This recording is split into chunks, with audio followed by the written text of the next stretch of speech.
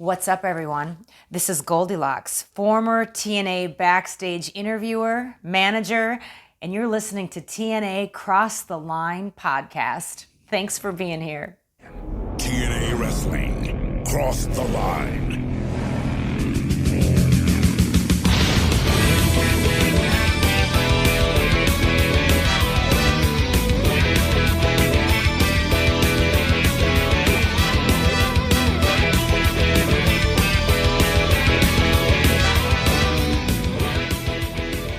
And we're back with episode 34 of the TNA Cross the Line podcast. I am Bob Colling Jr. With me, as always, is Dallas Gridley. In Dallas, last week, we had arguably the biggest match in TNA history. Jeff Jarrett, AJ Styles, NWA, world title. My stomach dropped about midway through it, so I missed half the match, but I caught up on it. Now, this week, just to make sure that I have no way to escape, if my stomach were to fall, I am currently trapped on my couch, laying down, because I figured out, hey, I have a microphone with a stand. Why not be comfortable, literally sprawl out on my couch, and just talk TNA wrestling with my good pal Dallas. So if my stomach drops, I'm going to have to probably get a new couch. Well, yeah, you're definitely going to shit on the couch, and let's just hope you don't have to do that last time, because you missed one of the pivotal moments of the match as Larry Zbyszko came out. He did his whole thing, and he left before you got back. So if I didn't tell you, you would have had no clue that Larry Zbyszko came out ringside. Now that means I'm just pissed that my stomach did that to me during that match and not Mike Sanders against Jonah. Well, not even. I mean, we were so close to the end of the show. It was just it was bad timing all around, but that's okay. You know, we're humans. Stuff happens. And I just had Chipotle before coming on here, so who knows what's going to happen to me. Well, you know, that's a very good point, because every time I have Chipotle, and everybody knows that on this show, if the announcer table were to break, I would get lifetime supply of Chipotle from you. But lifetime. Well, Dallas, really, in the grand scheme of things, if you look at my potential lifetime expectancy compared to yours, is it really going to be that long? That's true. I'd only have to probably buy you a couple bowls, so it's not too bad, I guess. So that pretty much anything I eat goes right through me. So I haven't had anything to eat in the past 7 hours. Wow. Okay. So yeah, it's going to be a good show tonight. We're definitely looking forward to it. Well, I don't know if that's even true, because I have a slight headache on the right side of my head. Well, I was just going to bring that up because I also do. So, you know, we're just going to keep it going here. I'm going to pretend I don't, and my head is not throbbing. And if this show sucks, I guess it's just going to make my headache worse, and I won't be able to watch any other wrestling after we get off tonight. So, oh man, I think we might be in for torturing yourself, because you know damn well we're probably going to deal with at least 15 minutes of Vince Russo cutting promos. And it's not even that he's a bad promo. It's just, you know, he does yell. Yeah, he yells a lot. Yeah. But needless to say, Bob, last week's show wasn't bad. I mean, it wasn't the best show we've seen. And unfortunately, I wish it was a little bit better with the main event that we had. We did give it a thumbs in the middle between the two of us, kind of tilting toward up there. But unfortunately, I mean, the best match, at least I thought on the card, was definitely the Jeff Jarrett and AJ Styles match. But I did enjoy the Loki and Raven defeating Steve Corino and Sandman, because, like, what a tag match that was. I mean, it was obviously a brawl and stuff, but, like, what the combination, if you made a bet with me, I would have never guessed that in a million years. No, me either. And that was actually a pretty decent match. Kash in London was pretty good, too. Yeah, we had Kash in London. So there was definitely some good stuff on the card. And then we had stuff like Mike Sanders and Jonah from Tough Enough. You know, so Shark Boy in Disgraceland too. Don't forget that one. Oh yeah, we can't forget the debut of Disgraceland, which is one of Glenn Gilberty's new talent development relation, whatever acquisition or something. Acquisition, yeah, his newest one. And if that's any indication of him as a talent relations type guy, it's not going to go great. No, and also, I still kind of laughed when you said. When Konnan came out with SATs, and you're like, "Oh, look, it's LAX," because that's pretty funny. That's actually, like, you know, that could be kind of seen as that. Well, it's interesting because The same premise, really. well, exactly. And so, and I think, I can't remember off the top of my head when LAX actually shows up, but it's almost like we're kind of seeing the beginnings of that idea here with him joining forces with the SATs, who then went on to lose against Jerry Lynn in essentially a handicap match. It was billed as a three-way, but we know that it was not, of course. Do you think that kind of kills off the partnership of SATs and Konnan if the SATs can't essentially win a match 2-on-1 against Jerry Lynn? I mean, if I was Konnan, I'd be like, listen, guys, it's not working out. I gotta go. I'm going back to Mexico. I'm gonna go talk to some of my good friends because you guys aren't working from Brooklyn.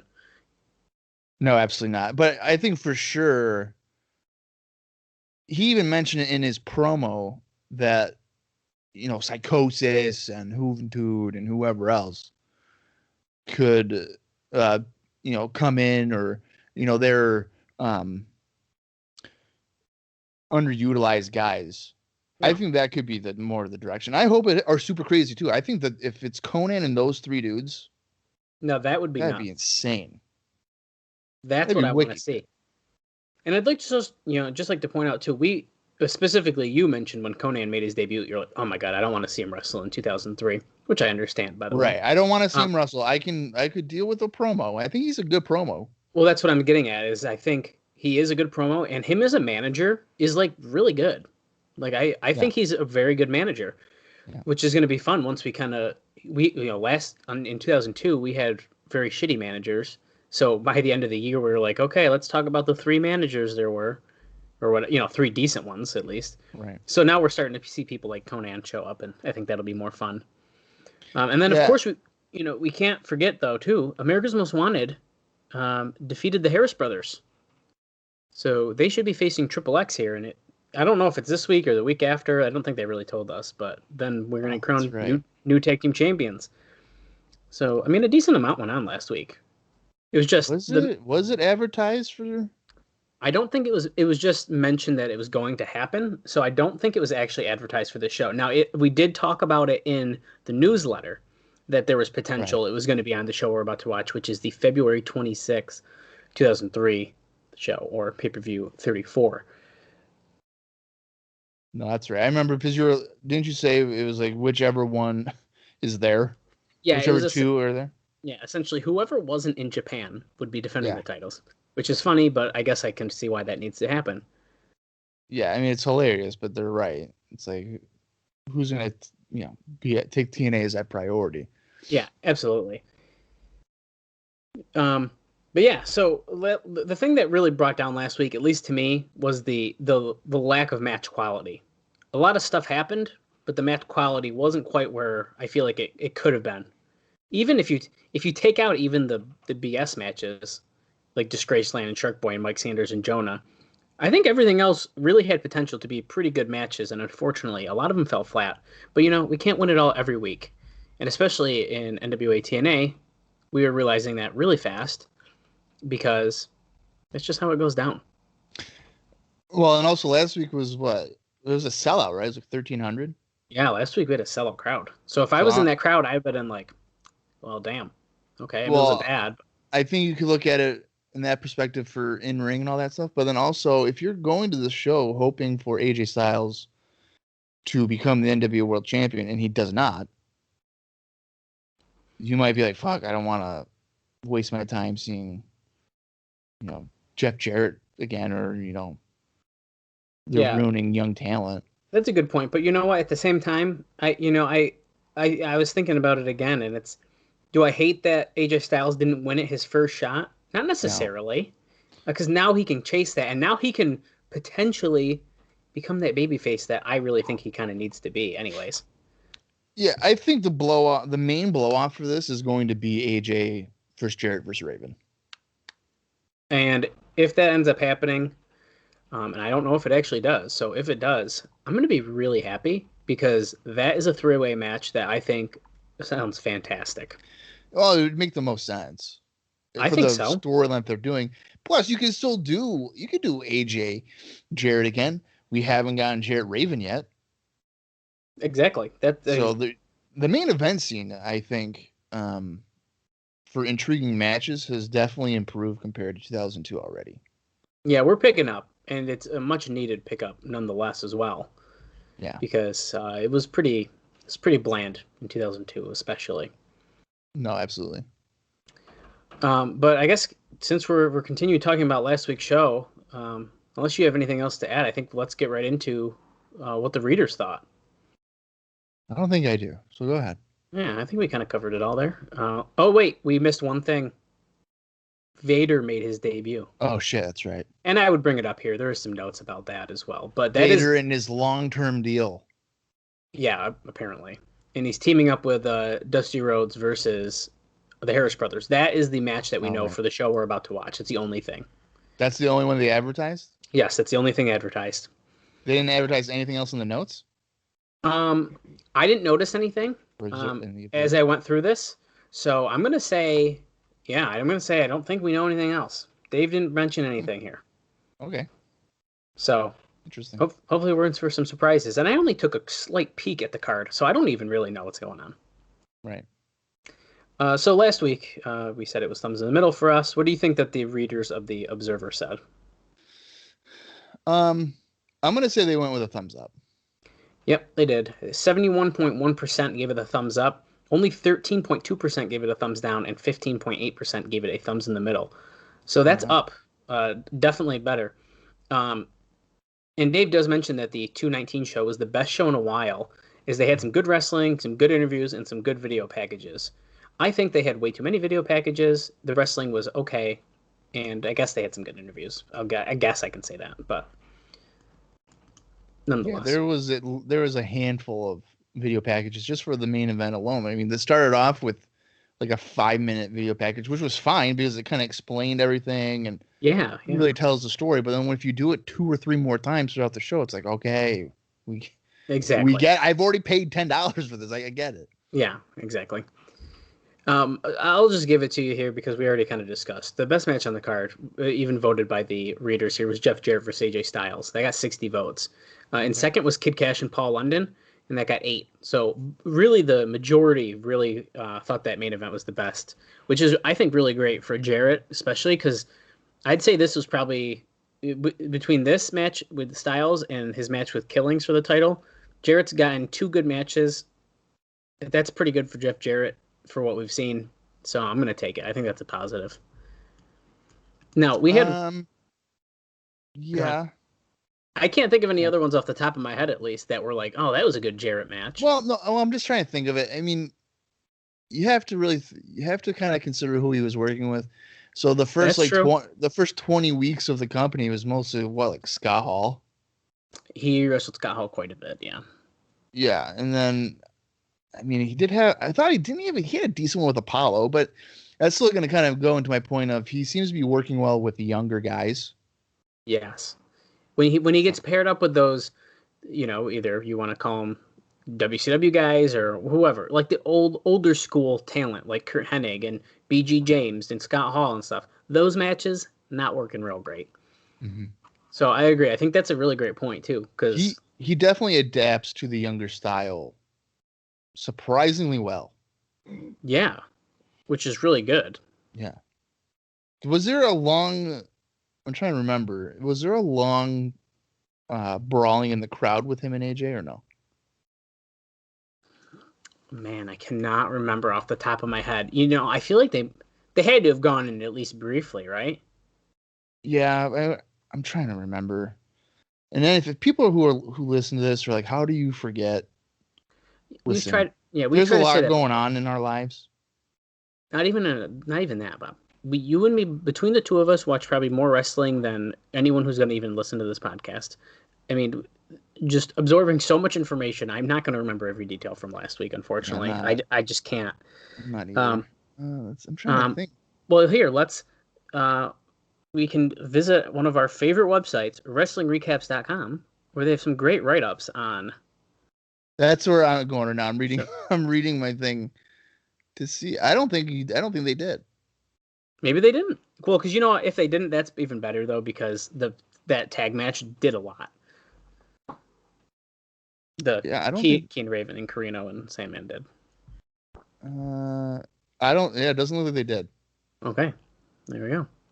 Which is good because every single Jarrett match they do every time. But again, that's usually with the older workers. I mean, with Killings, I think they did too. But I'll let that slide. But for him and AJ, that's good that they kept it in the ring.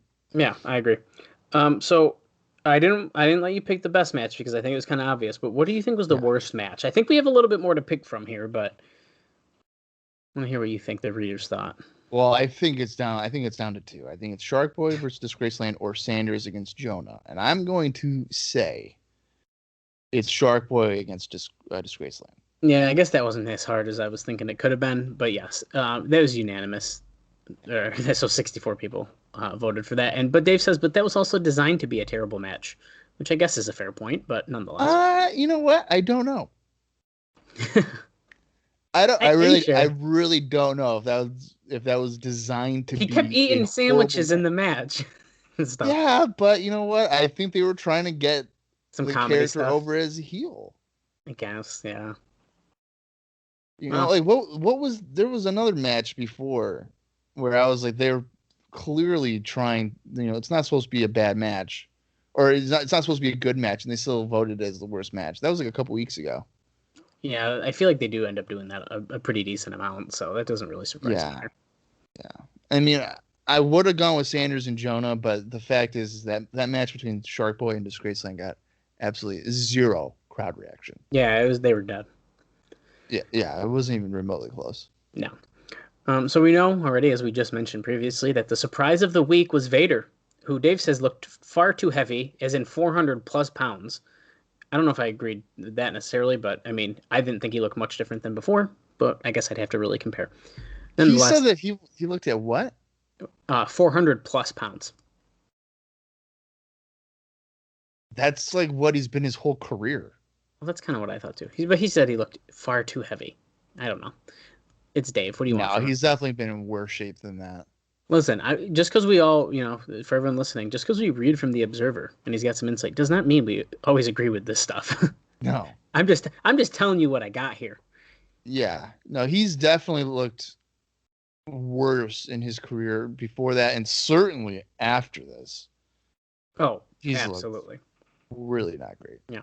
Now, of course, we know he did that run-in to save Dusty Rhodes from the beating between Ron and Don Harris, setting up for the main event on February 26th that we are about to watch. Vader was earning apparently $18,000 per week on his Noah deal. And he goes, wow. Yeah, get ready. So he goes on to say, don't know what he's getting here, but it's probably in the $2,000 per week range. Obviously, there is a reason that he missed the current tour, and at some point he is expected to go back.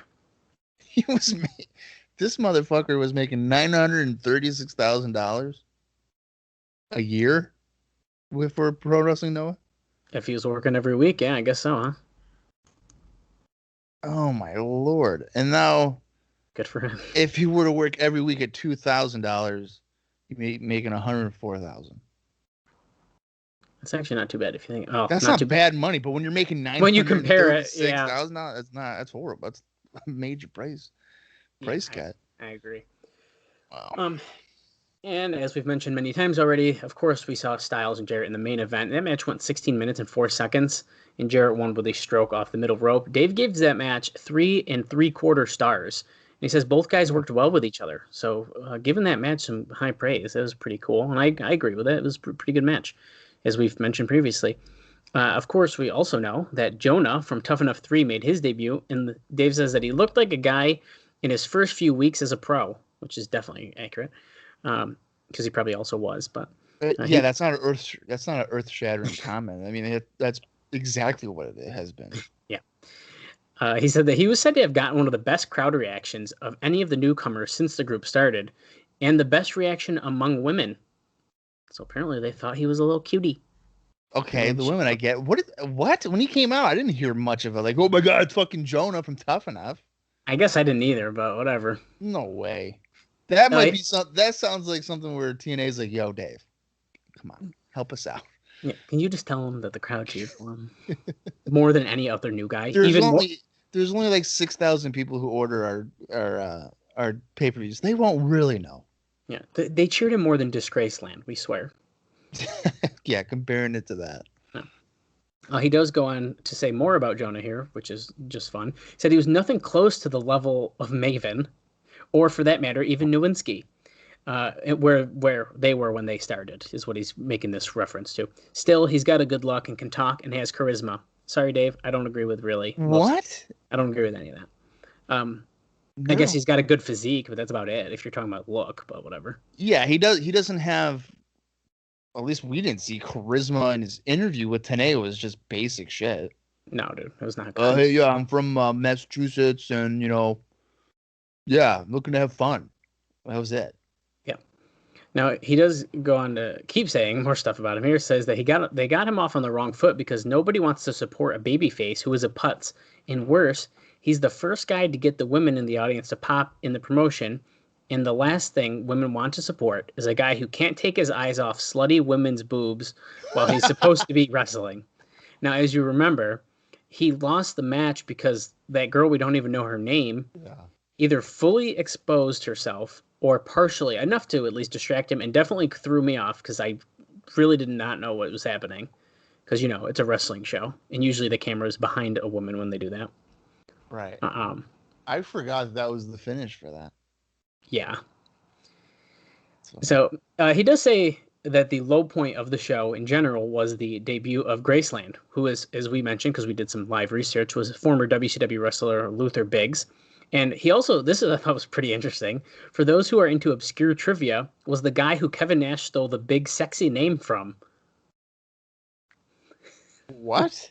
Yeah, apparently Kevin Nash stole Big Sexy from Luther Biggs. Are you serious? That's what Dave says. That's what it said? Obscure trivia, not something I knew. So I thought that was fun.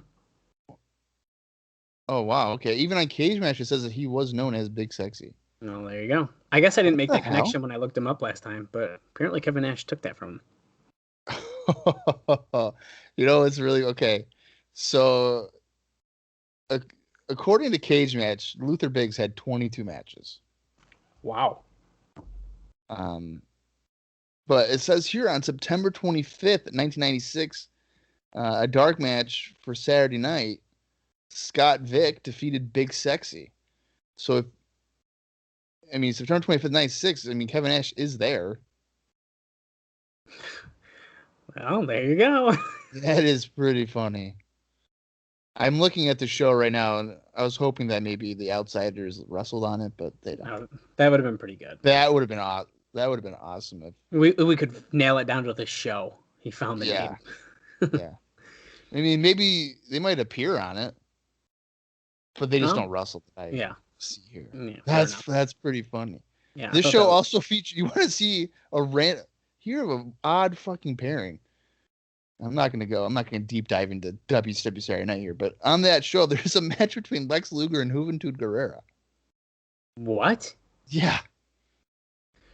That's what, those are the secret gems that only someone like Bob would want to get out there and watch. And I'll tell you what, I want to watch that match too.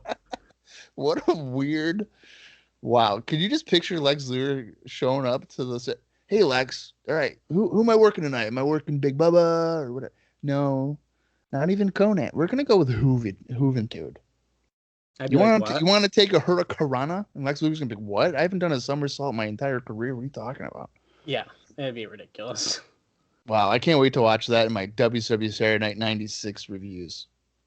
Yeah, that's going to be some good shit. You'll have to let me know how that goes. I will. I'll let you know in about 4 years when I get to it. That sounds great. Well, we had some good news here. They struck a deal with Fox 8 in Australia to have a weekly TV show at 8:30 p.m. Saturday nights in the time slot that UFC had. So we got a weekly TV show in Australia now. Dave says that he's of the impression that this isn't going to be a TV show that will build up the pay-per-views as Explosion is, but a deal to air old pay-per-view shows going back to the start in June. So in Australia, the TV will be about 8 months behind the pay-per-view shows. Oh my lord! So is it an hour or 2 hours? It is not said, but if I had to take a guess, I bet you it's an hour. I bet you they're gonna. So then it'd be double behind. I'd be surprised if they got a 2-hour time slot. Right, to start off like that, to jump. I'd be pretty surprised. That is hilarious because was it Australia or somewhere else where they were gonna do like the first hour was a show and then the second hour was a Man. show? I can't remember which country that was in. I don't think that was Australia. Australia was getting one a month, I think. Okay, because that was ridiculous. They were like, here's the first hour is 1 week, and then the second hour would be another week. I mean, they would never catch up. Yeah, it was something bad like that. Yeah, it was not That's good. ridiculous.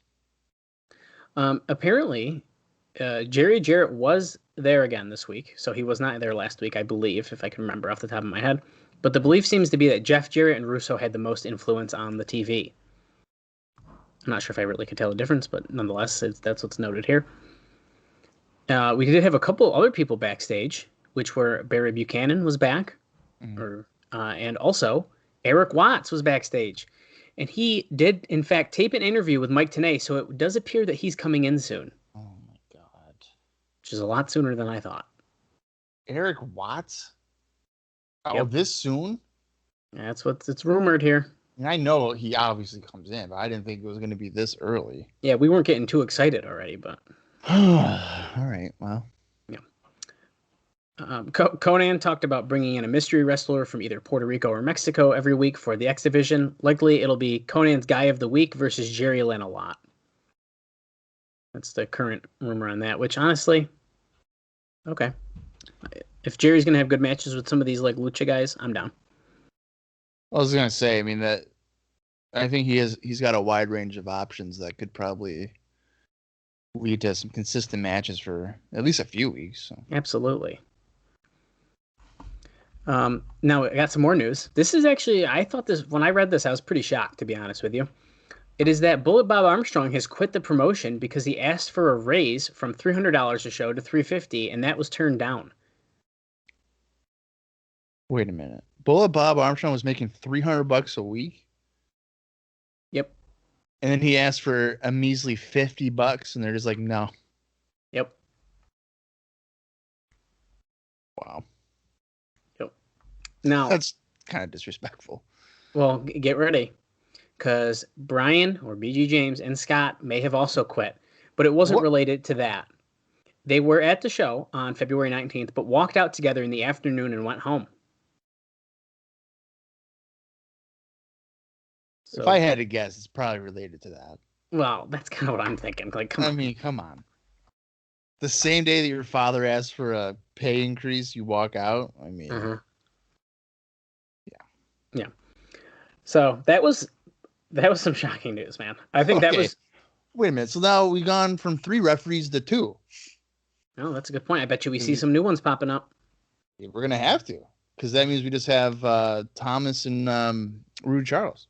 Yeah. And both of them keep screwing us, so they better get someone else in there quick. Yeah. Apparently, it said here, in what appears to be revenge on Mike Tenay, they had him scripted to go crazy on AJ Styles early in the show about joining Russo, only to be wrong at the end of the show.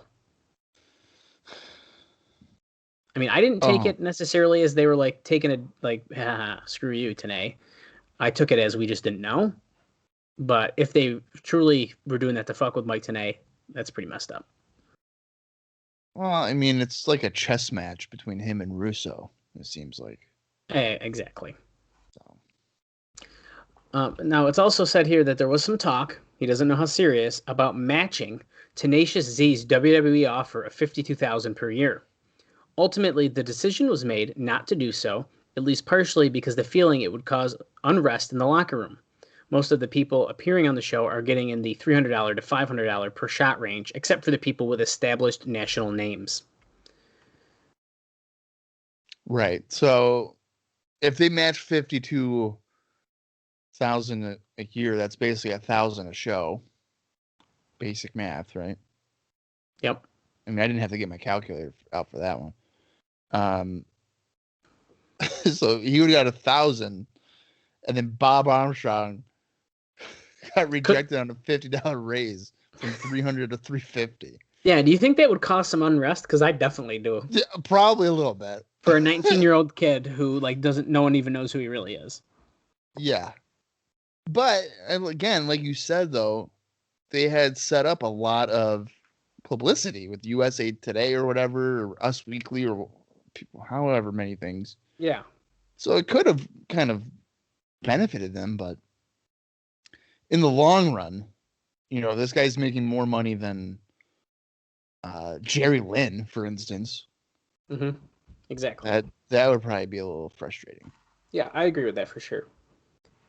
We got some other interesting news here. I actually was very surprised to read this as well, because I just didn't expect to see this in the Observer. But the dancer with the lollipop, otherwise known as Lollipop, he doesn't say that, but that's who she is. And Belladonna, who hasn't been around in weeks, which I totally forgot even existed, to be honest with you, of the new church. They both had boob jobs done this past week. Really? I guess. That's what's written here in the Observer. So does that mean that Lollipop's not on the show? I'd, I guess, be pretty surprised. I mean, I don't know the exact heel time of a boob job, but I can't imagine she's going to be dancing the way she dances on the show right now. Well, you know what? That's kind of surprising because for the most part, they just focus on her ass. Well, maybe she wanted him to focus on other parts. Well, all I'm going to say is Belladonna must have been making a lot of fucking pizza. That's a lot of tips. Yeah. I mean, I'm sure there's the no way $300. There's no way she's making $300 a show. I'd be pretty surprised, but There's no way. It says, well, it does say most people, so. Yeah. Wow, that's funny. Yeah, maybe she took a loan out. She could have. Maybe James Mitchell. Oh, maybe. And actually, remind me. We don't have to. I'm not going to say it here. I'll say it during the show during a lull. There's some fun stuff on Twitter I want to bring up, but we'll talk about that during the show. Oh boy. Okay. And I got one more note here. This is it. So I got not a whole lot this week. Okay. A lot of good stuff though. Dave says what was scary was Lorenzo Papa, who won the auction to become the backstage interviewer, was better at doing it than people like Mark Lloyd, Josh Lumberger, and Terry Boatwright, who have been doing it weekly on a national stage. Papa is believed to have done some work on the Northeast Indies. So the guy who won the auction. Right. And we even said that he did really well. Yeah, I was pretty impressed, to be honest. So, but if he was doing some indies, that definitely makes sense of why he didn't have like a stage fright or something like that, But nonetheless, a pretty fun note there. A little props to him in the Observer. But yeah, keeping it short this week. That's all I have. Well, you know what? And it's smart by him because when they were doing the auction style stuff, a lot of it was like $600. Yeah, and they kept joking like, "Oh, you better. What is that going to take me to Chuck E. Cheese? You better go up a little higher." Yeah, like BG James was like, "I ain't going to dinner for $800." Well, yeah, or something like that. So, that's smart for him if he did that with the mindset of, well, this will give me exposure. I'll kind of take it as my own kind of tryout. Exactly. And it's funny that Meltzer mentions Mark Lloyd specifically because Mark Lloyd, as a backstage interviewer, not great. I don't even know if I know who that is, to be honest with you. So, yeah, I want to say primarily it was like 2000 to 2003, maybe 2002. It doesn't surprise me. He's a forgettable act. Yeah, he's just not very good. Yeah. Well, yeah, like I said, Bob, that's all I got. I was pretty surprised. There was some heavy shit in this week's, but not a whole lot, which is fine. So what do you have for indie news before we get into the, dare I say, stacked explosion that happens this week? Oh boy. Well, again, since you didn't mention several people that are appearing on the show, I will reserve updates on various people that we haven't seen in a while for the show. So that will leave us with about 4 guys that have done anything. I'll lead off here with Vader. So he made his debut last week, and he's been wrestling for Noah, as you mentioned, prior to his TNA debut. But on January 15th, I thought this was interesting. He teamed with Ron Harris to defeat Masato Tanaka and Otani. Oh, that was his last match before he jumped here to TNA. Wow, that's very interesting. AJ Styles lost to Ace Steel on February 21st for IWA Mid-South, and the next night for IWA Mid-South, he defeated Colt Cabana.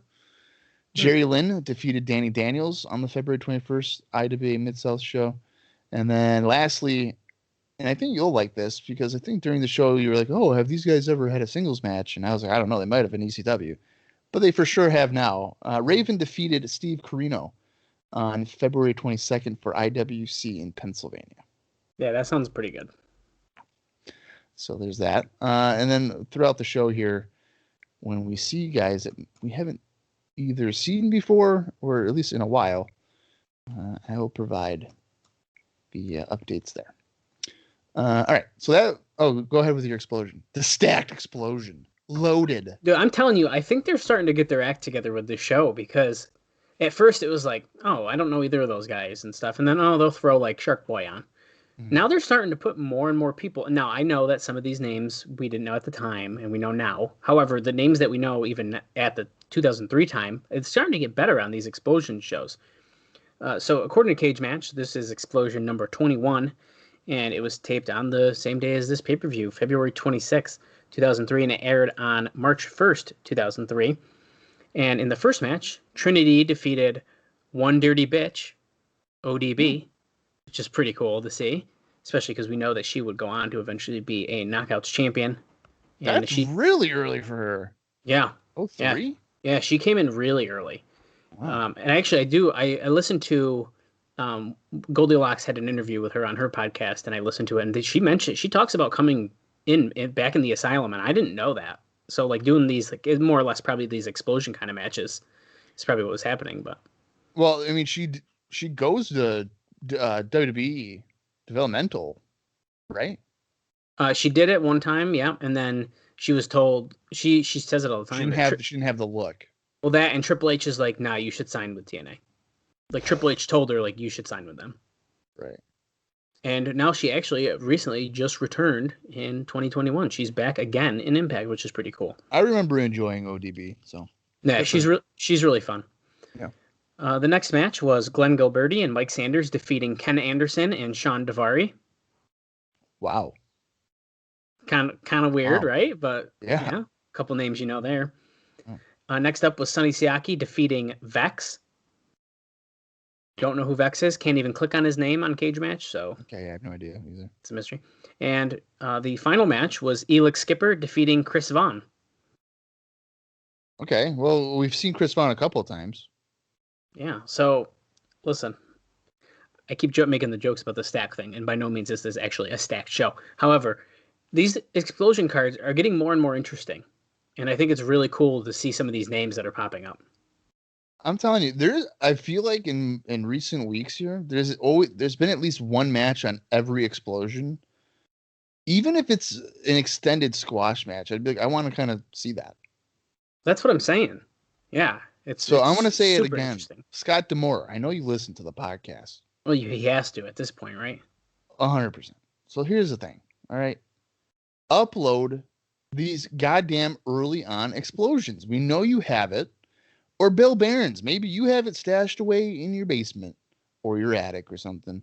Well, we're going to have to find it and give it to us. Yeah. Bill Barron's. Listen, we're going to reach out. We're going to say, yo, do you got those explosion tapes?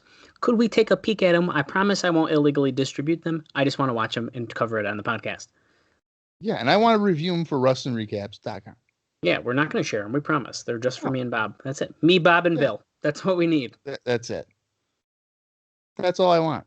And what the hell is that? Okay, never mind. Yeah, that's all I want. It's just explosion.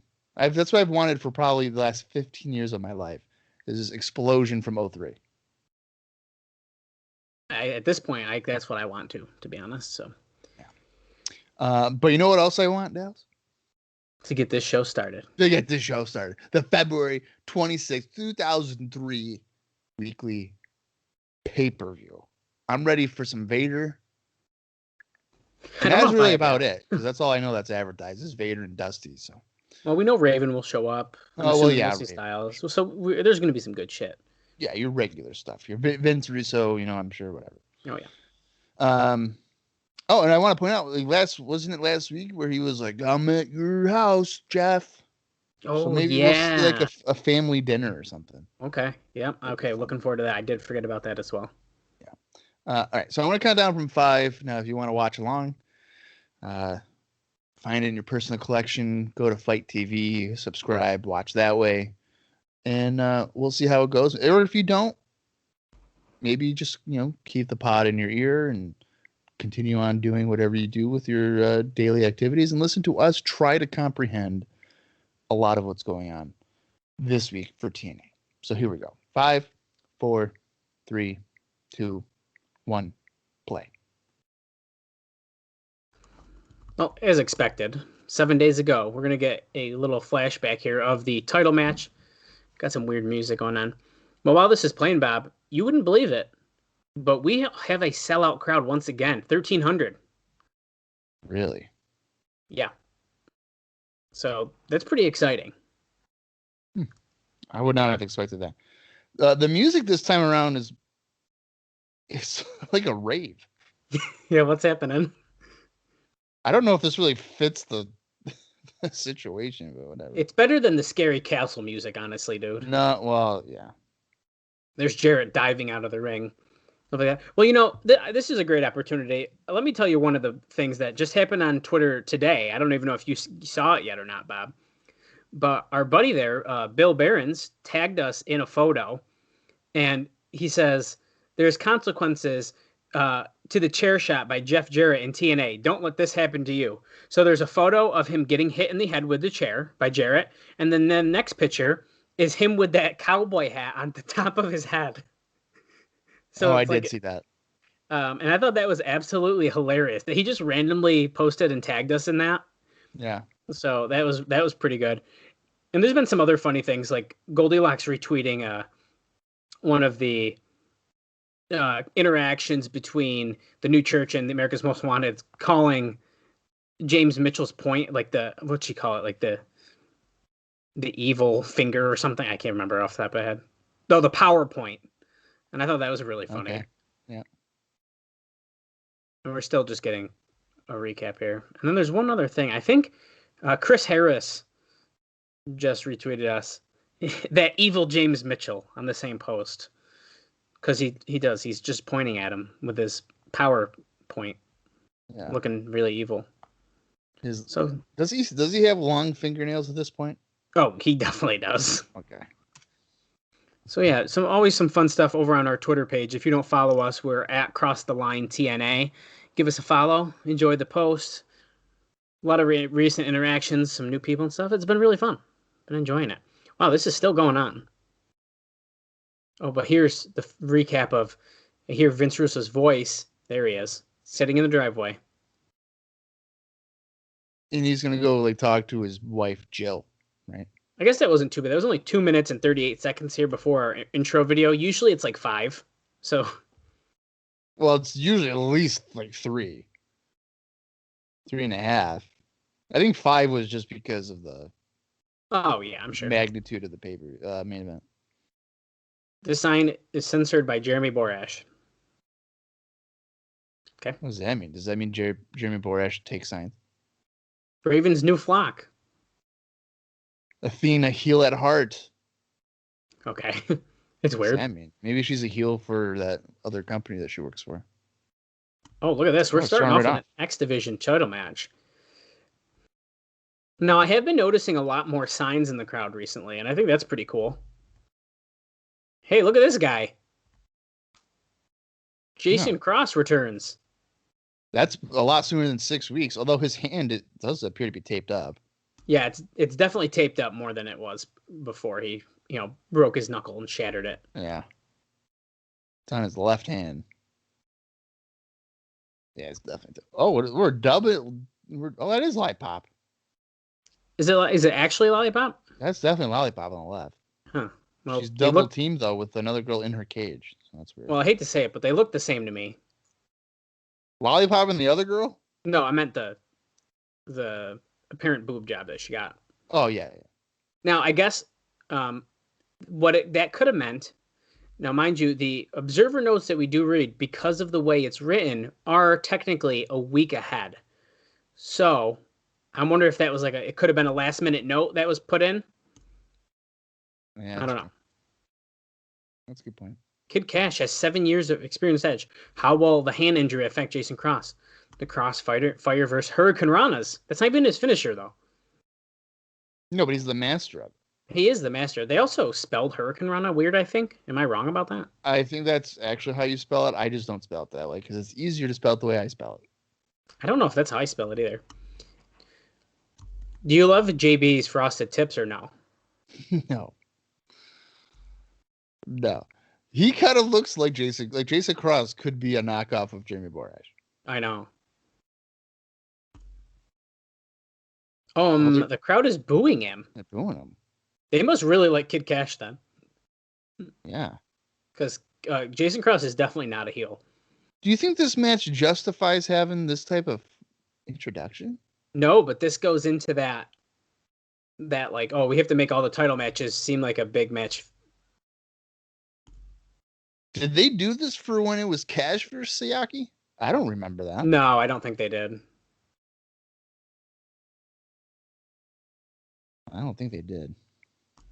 This is Kid Kash. Now, I thought it was interesting that during the walkout that the camera kind of focused more on Trinity than Kid Kash. Well, it's starting to become a dangerous game. Who do you want in the spotlight? Who she's managing or her? Because eventually you're gonna kind of have to pick one, and like it's gonna be her probably. And so you might even want to take her away from Kid Kash at that point because you're going to start playing a dangerous game if people are going to care still more about her than the wrestlers. And now, remember last week, she didn't actually even get involved in the X Division match, which we were pretty surprised about. Yeah.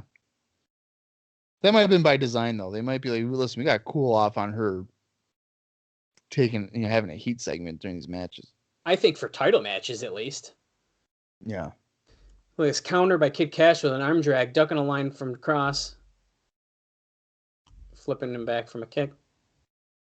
And Cross doing a monkey flip. Kid Kash almost lands. He kind of tripped up a little, then gets an arm drag by Cross. And, okay, we're doing the typical, let's just keep arm dragging each other, do takedown, pin, you break it up before the count starts, takedown, pin, yeah. We know what's going on here. Are they going to have I thought they were going to do like a double drop kick attempt and then be like, what the hell? Oh, I thought they were definitely going to do the standoff, and so everyone can be like... Well, that's what they just did. But I thought they were, you know how they'll do all that stuff. They both go with a drop kick. They'll be like, whoa, what? Mm-hmm. I thought that was going to happen. But it did not. They just stared at each other. Yeah, no, it didn't. And no one really clapped for it either. They're just like, well, whatever. That's kind of what I mean, yeah. Yeah. Rolling out of armbar. It is pretty good that they're having another sellout, which I'm sure again is papered because you'll see on that side, if you're watching along, behind like Don West and Mike Tenay, it's not dark because back when they would do about 450, you wouldn't see that side. No, you wouldn't. And I agree. Like super it's good. Jason Cross, and it was partially papered. I just figured I mentioned it before. I don't know if I really got to say that. You should kind of just assume it at this point. Literally from here on out, like TNA shows are going to be at least partially papered. Like I think forever. Oh my God, yeah. The Impact Zone is nothing but papered, but yeah, anytime they were to leave that that home base, it's going to be papered. Yeah, so I don't even need to say that. But look at this weird counter, throwing Kash to the apron, giving him an elbow, and the drop kick. Kash falls to the outside, almost to the table, but hey, you were told to stay away from that. No knocking out the stage crew people. Right. That's right. It's a direct direction from management. Somersault dive by Cross to the floor onto Kash. Crowd's into this.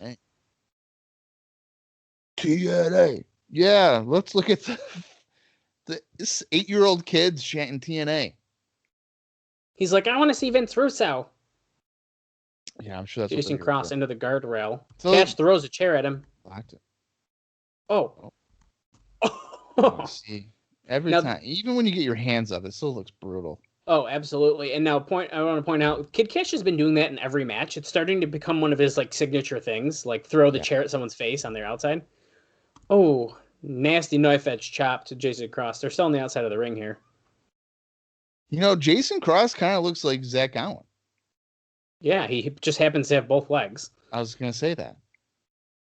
Kash tossing Cross in up on the top rope, going for a clothesline. Yeah, leaping clothesline. 1, 2, Cross kicks out. You know, for how much I tag Kid Kash and stuff, he never likes anything. He must be really sad. I'm like, oh, look how fun my career was, and now I don't do anything. Oh, like a roll the dice there by Cross. I mean, is he actively on Twitter? He doesn't seem the type of guy that would be on Twitter a lot. Yeah, I guess I don't really pay attention. I just assumed he was. Now, someone who's not active, but I still tag anyways, is Trinity. Okay. She's not very active, but I tag her every time. Eventually, she's going to see it, and she's going to be like, wow, these guys are really nice. I wonder what Trinity does these days. I want to know, too. I wonder if she still does, like, you know, stunt women stuff. Oh, I bet you she does. See, that's like a good fallback career. Like, do that before wrestling, become a wrestler, and then do that after. That's good. Right. Jason Cross just did like a senton like leg drop essentially, standing to Kid Kash. Trinity's trying to get the crowd hyped up, but I feel like they're slowly dying.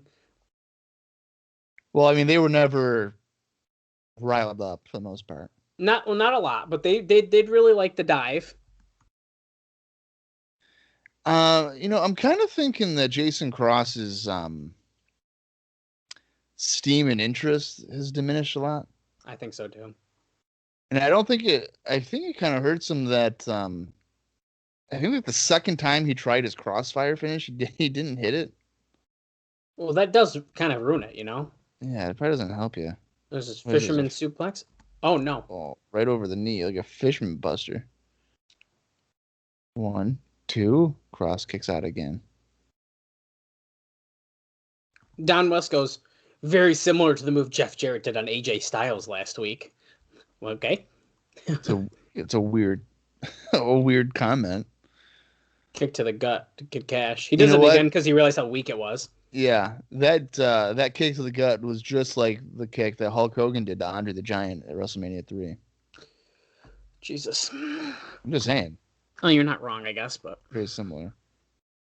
You know, it's important to note here that Trinity's thong is not exposed. Oh, that's right, because she was kind of pulling that Lita look for a bit. Hey, yeah. Jason Cross up on the top, going for crossfire. No, Kid Kash moved. Well, don't worry, Kid Kash. He wasn't going to hit it probably anyways. Right. Kid Kash springboard, Hurricane Rana. Oh, he like spiked him on his head. That was good. Look at that, running like tornado DDT. Whoa. All right. So not the finish I expected, but that was quick and fast. I really liked that. Yeah. And he didn't even have to use his primary finisher. Well, what's that show tell you about Jason Cross at this point? Oh, that's what I'm saying. I don't think that I feel like Jason Cross's run here in the X Division is not going to be memorable at this point. I think he showcased the one big move. He got his like 2 or 3 pay-per-views where it's like, oh, hey, let's see what Jason Cross can do. And now it's just going to be like, hey, we need someone to get a win. Send Jason Cross out there. Yeah.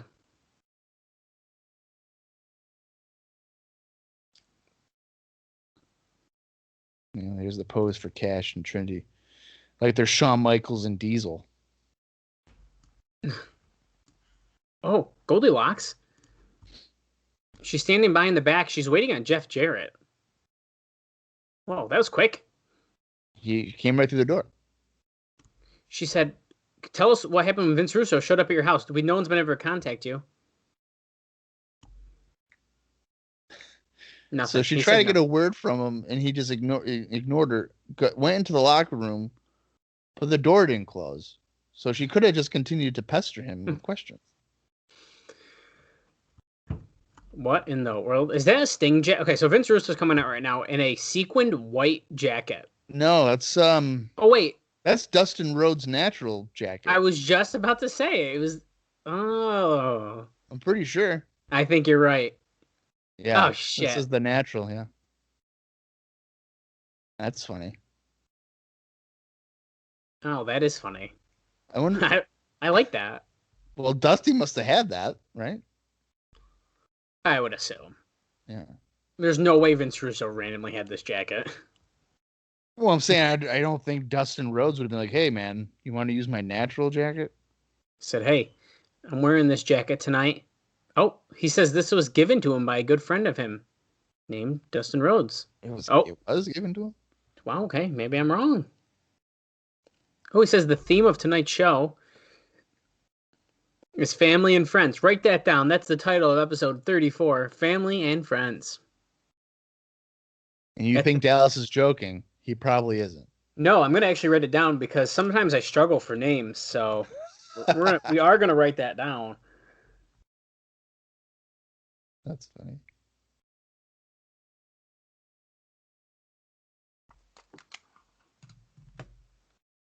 It's all about family and friends with him.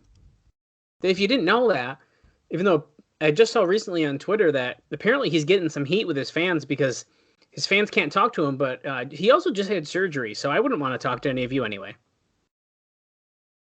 They're giving him shit for not talking to him? Yeah, Goldilocks tweeted, was like, guys, like get a new hobby. Like, what are you doing?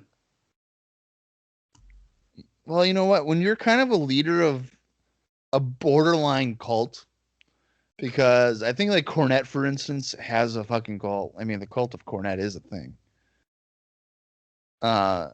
Russo has his own little army of people, so I guess you have to keep them happy. Yeah. He's talking about that he was welcomed into Jeff Jarrett's home by his wife. The kids ran up to him, Uncle Vince, we love you, Uncle Vince. He tore his heart out because then he slapped him, and then he threw his wife out of the house. That's okay. He didn't actually say that, but he said he played with the kids. What do you play, Barbies? Oh, they're chanting Uncle Vince. That's funny. I thought Vince Russo was going to be like, I slapped the kids, and then I kissed Jill, and she loved it. Hey, Uncle Vince is a good title, too. It's going to be one of those. Keep an eye out.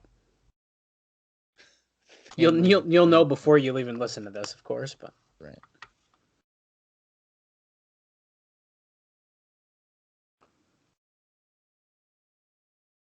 Nothing needed to be said because Jeff Jarrett realized that, Jeff, it's time to come home.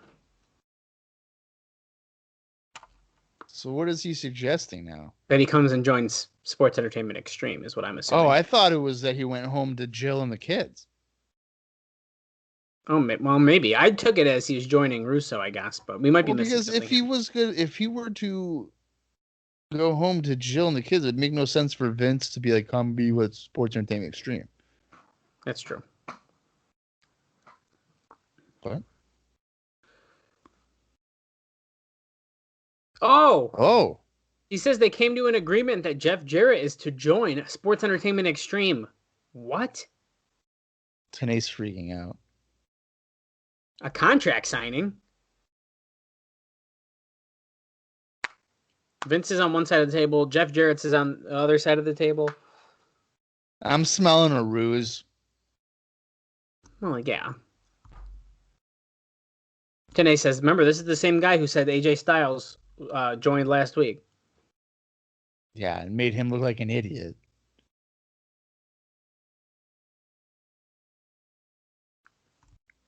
He's offered. Is he doing like an open contract right now for anybody to join? Yeah, he is. He's like, tonight's the night, essentially. Tonight's your opportunity. Step up to the plate, just like Jeff Jarrett. Well, here comes AJ Styles. I hear the music. Yeah,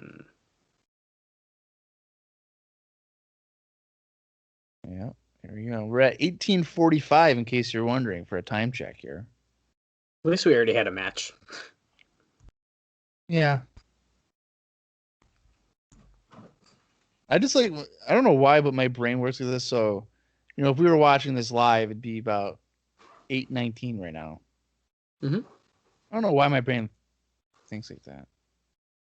Well, because that's accurate. It also helps that there is no commercials.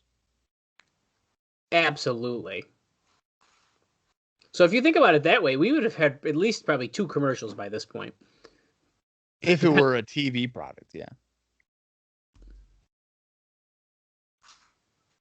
He's called him a cocky, inconsiderate Yankee bastard. What? Is he turned face? You're right. No, he's not. Okay. You're right. The car ride last week. He said that Jeff Jarrett would not give up the heavyweight title. Why? Because this guy had a blackened heart. And you know what? I have a green heart because I like to lawn mow.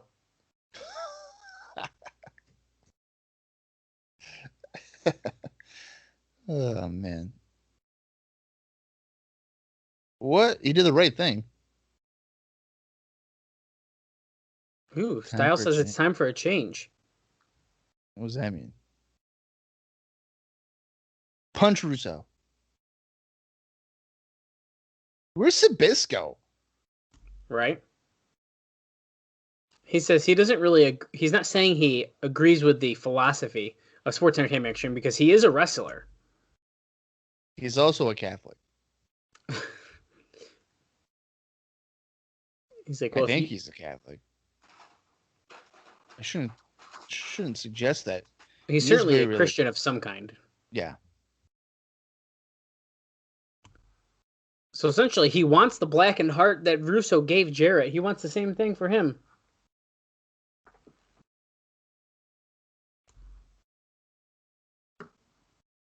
It's not all about Vince Russo. It's about sports entertainment extreme. It's about C, man. Are you ready to dedicate your life to sports entertainment extreme, even though this angle might only go 3 more months? Styles says, give me the contract. Oh, wow. Wait a second. Okay, so Styles is joined. Hold on, though. You hear that music? That is Raven's music. That is definitely Raven. And here comes one of my favorite wrestlers. Oh, I thought he was coming out with an old dude. I thought it was Bullet Bob, to be honest with you. You know what? NWA won't give me a $50 raise, but I know who will. Sax. That would have been a turn. Yeah, it would have been. What about me? Oh, what about Raven? Yeah, what about him? I'm kind of bummed out we're not going to see a Bob Armstrong versus BG James match. That sucks. I know. So he just told Styles to get out of his camera. Hey.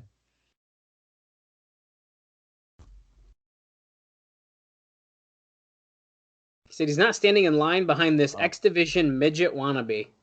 Wow, nice, Raven. Well, here's the thing. It looks like AJ Styles is almost the same height as Raven. Raven's taller. Yeah, he's taller, but it's not drastic to a point where you can call a guy a midget. Well, Styles is a vanilla spot monkey, as Kevin Nash would call him. Wow, yeah. So, Russo just called WWE the hellhole. You know damn well that Russo would have gone... Well, he did. He tried to go back, but he'd go crawling back if they were like, all right, you can be a head writer. Yeah.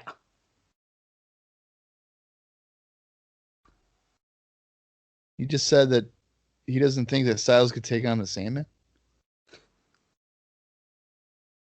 What a weird match that would be. AJ Styles and Sandman. He said self-delusion is the way to happiness. Zip it! Do you need your lawn mowed or not, Raven? What are you, the spokesmodel for Maybelline? What? Is it because his hair looks nice? Leave him alone. Oh, he made fun of the skirt. That's not right. I'm surprised he hasn't made a heroin joke. Get ready. So basically, Styles is saying I can be any wrestler in wrestling, and you can't mess with the X Division guys, not in that skirt.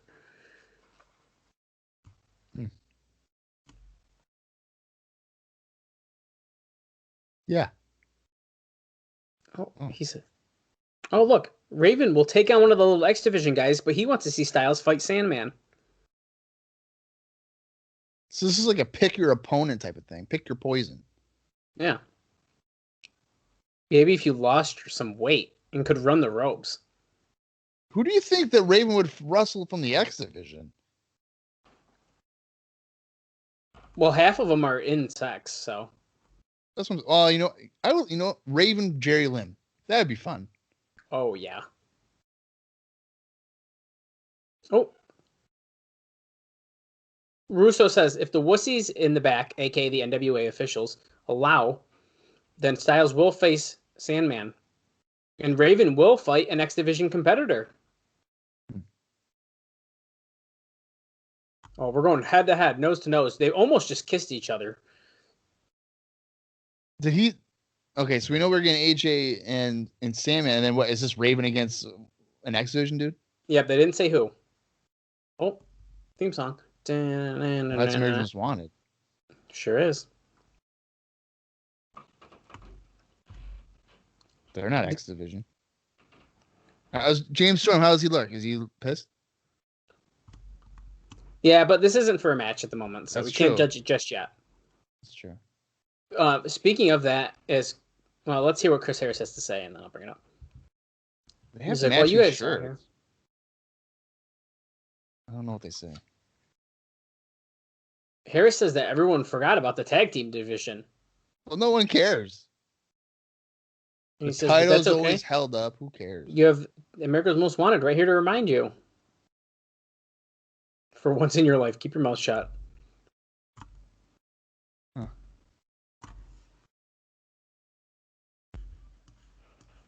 Oh. WCW they're not going to kiss his. Yeah, they're not going to kiss his ass. Well, is this where we point out that Chris Harris is also a WCW reject?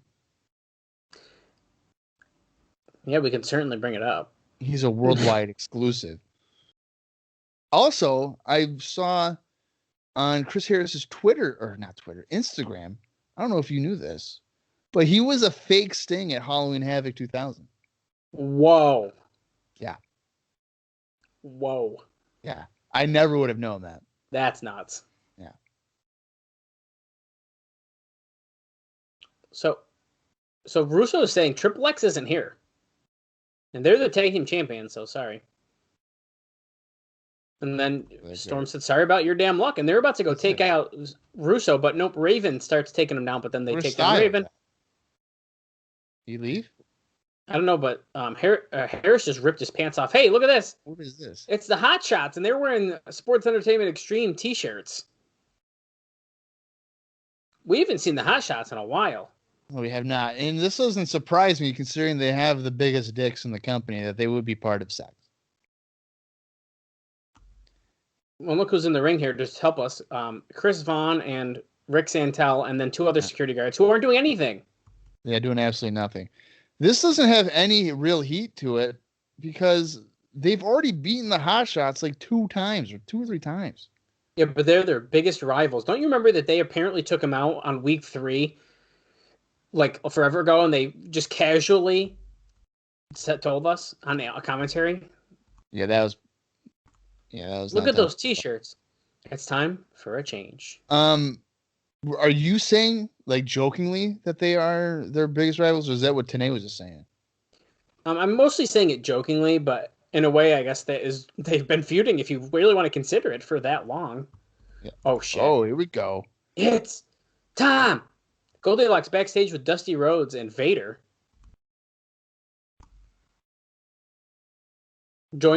So she wants to know if Dusty believes that Jeff Jarrett joined the sex entertainment. Sex, baby. Sex. Buckshot out your ass. Oh. Oh. Dusty says you stole that jacket from the natural Dustin Rhodes. Jeff Jarrett is the NWA. I could just picture Dusty Rhodes breaking into Dustin Rhodes' house to get that jacket for a TNA angle. Does Vader really look that much bigger? Like, no. Honestly? No. Does he look flat? Like, he doesn't look solid, like muscular, but he does not look fat. Not more than he was before, as his boob is on Goldilocks' shoulder, though. Poor girl. Yeah. A street fight.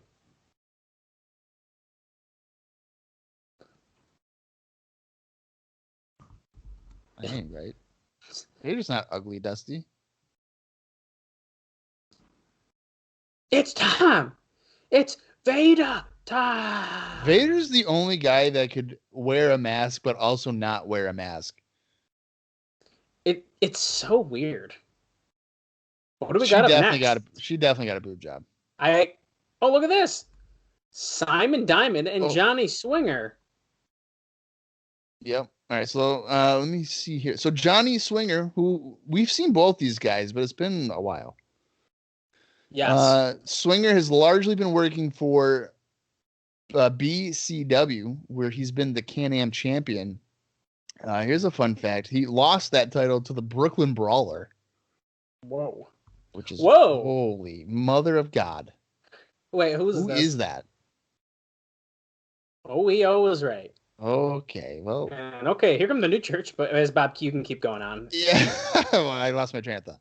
My headache's gone, by the way. He defeated Bobby Roode and Gangrel in early 2003 for the same company. Simon Diamond has kept busy with being a regular in MLW and the WWA recently. He lost the MXPW title to Gangrel on January 19th in Michigan, and he also regularly teams with C.W. Anderson. Very interesting. So there was a little update on Swinger and Diamond. I actually cannot remember. I don't remember when we saw Simon Diamond last. I definitely remember seeing Swinger. Was Simon Diamond just in like a random match then? I thought he was with Swinger, wasn't he? He very well could have been, dude. I really don't remember. Here, let me take a look. Yeah, I was gonna look it up here. We got a tag match here going on, a very random one between the New Church and Simon Diamond and Johnny Swinger.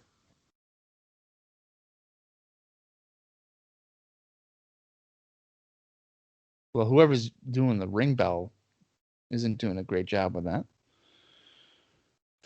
Okay, so in 2002, on July 24th, Elix Skipper and Monty Brown defeated Swinger and Diamond. So that puts a date on that for you. There you go. That was pay-per-view number 6.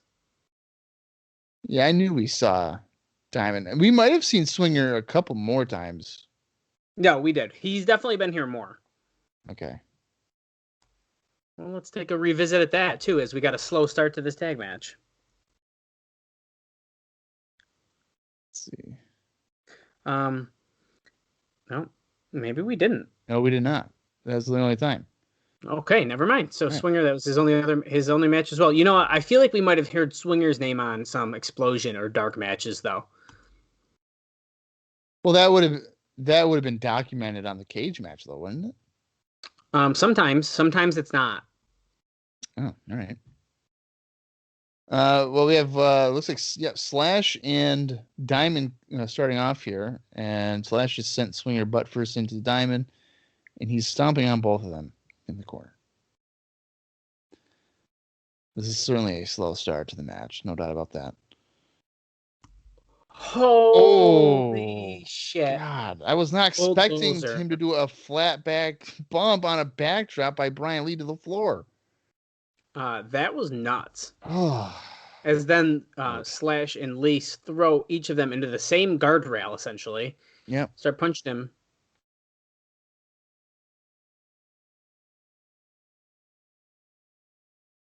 Wow, I can't believe he did that. Great. Slash now biting the forehead of Swinger against the railing. Double clothesline on Diamond on the floor as well.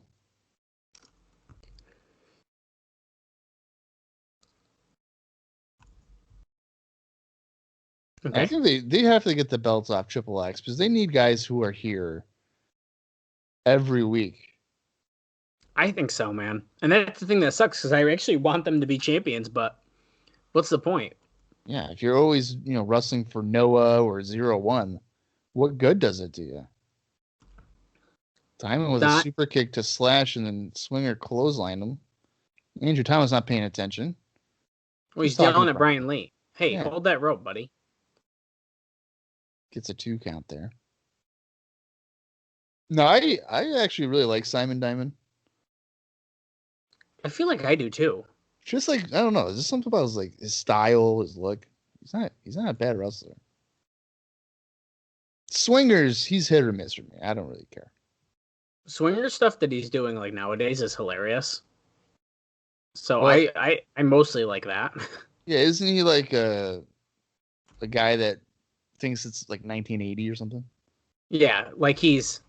Oh, Brian Lee accidentally splashes Slash essentially as he tries to. That was weird. But yeah, he always pretends that he's getting booked in the territories and like stuff like that. Like it's pretty funny. Like he's a carny, Right. wrestler who like, which is really funny. I get a kick out of it. Yeah, I've seen a couple of that stuff, a couple of his segments, like with Wrestler Court or something. Him and Dreamer. Yeah. Yes. Yeah. The Wrestle House stuff. Yeah. This is a slow match already, too. Yeah, man, it is. Also, if you're following along, we're only at 35 minutes and 27 seconds, and I feel like I've been watching this for an hour. Yeah, it's not a good sign. Front suplex here by Diamond after doing like his version of the Three Amigos, I guess. Gets a 2 count on Slash. And just to follow up with something we discussed, I think, on air last week, Bob, it has nothing to do with what we're watching right now, which is fine because nothing's going on. It does have to do with Impact Wrestling. So we discussed how cousin Jake, otherwise known as Jake something. I know what you're going to say. Yeah, so you probably saw the same picture I did. I did not watch it.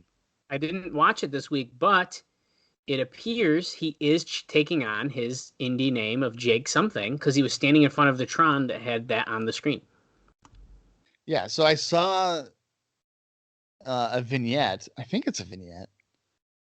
Well, a video, regardless. And he was just like, say my name, something. So he's definitely going by Jake something, which is what he should be doing anyway. Well, I'm glad that they're breaking away from the Deaners gimmick. It was like, haha, funny and all, but like, it's time to move on, and they're doing it, and they're doing it right, I think. Well, isn't the Diener guy with somebody else now? What you're saying? Diener is with Eric Young and Joe Doring. Okay. And with Violent by Design. Right. So now if Jake something were to break out on his own, I think there's a ton of potential with Jake something. Well, that's what would they need in Impact right now. Yeah. So I think that's worth keeping an eye on. Brian Lee now cleaning house with big boots and scoop slams. But the referee's like, there was no tag. And it's like, you hear it? I have the biggest forehead here. God damn it. Slash is doing some really piss poor kicks to Simon Diamond. Swinger has a chair randomly. This is not good. What's he going to do? Oh, he just smashed Slash with it. Is Slash going to blade? Oh, the ref was like, wait a second, the pin. Ooh. Oh my God. I thought he was about to fucking win with that. What is Mitchell's on the apron? He just took something out of his pocket, I feel like. I noticed that as well. Brian Lee has it in his hand. Just waiting on the apron. Oh, they're going for the problem solver? No. Brian Lee with the save with a boot to Swinger and then... Spike. It was a spike? Okay. I'm pretty sure it was a spike.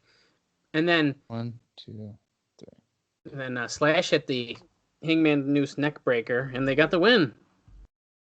Yeah, that was pretty much... that was a dead match. There was nothing going on there. Yeah, man. It was kind of weird for this group who, they're evil or whatever, and Brian Lee was like, ask the fans if I got the tag. It was a little weird. He really shouldn't care. He should just beat the shot out of everybody. Oh, we're near Jeff line. Jarrett locker room area. Goldilocks trying to get a word. Oh, she pushes the door. This is going to go well. Why is he in the broom closet? He is. He's like, oh, you're here. Look at his hair. Yeah, he looks old. She's trying to find out what actually happened. She said, what'd you know, Vince Russo for 5 minutes? I've known him 10 or 12 years.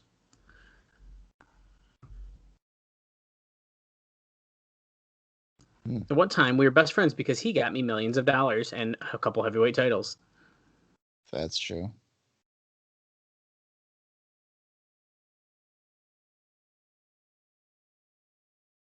Have you heard Vince when he speaks in the ring? Yeah, I have. Sometimes he's all over the place. Vince Russo truly believes what he's talking about. Well, yeah, Jeff.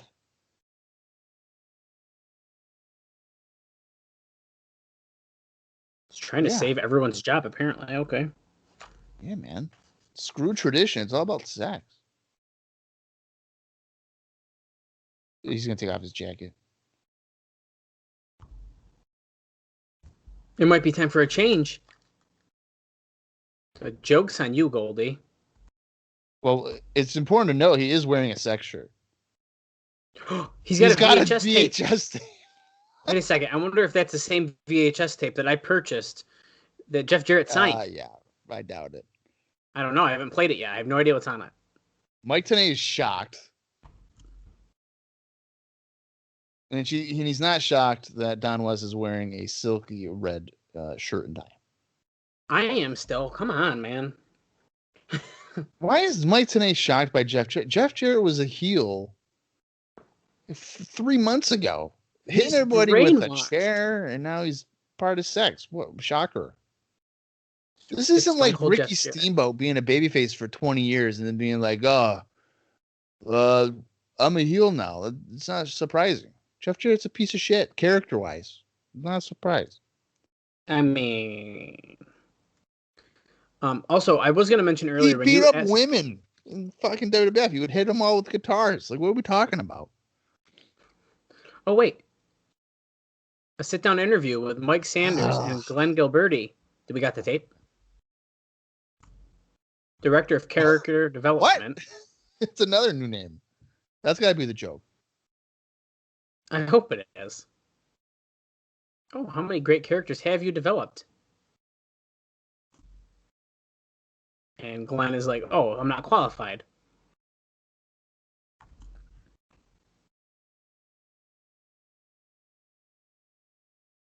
Buy rates are up, even though we don't know what the first show got, but... That's true. And also, when he asked what characters did he develop, Gilberty essentially said none. He just goes, since sex was here, ratings are up, buy rates are up. Okay. Tanay's trying to say that the ratings or buy rates are going up because the fans are passionate about traditional wrestling against sports entertainment. Oh, really? I think that's a bit of a stretch. Yeah, as Mike Sanders is just sitting here picking his nails. Look at him. He's literally Mike Sanders. He's the director of talent acquisitions. Okay.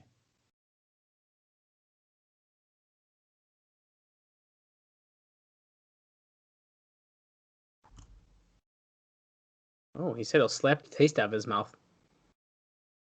And when he says that, Tanay puckers up. Like, do it. He acquired Glenn Gilberty. Thank God. That's what he's hanging his hat on, is that he acquired Gilberty? Pretty much. That's why last week's show was so great. The mix.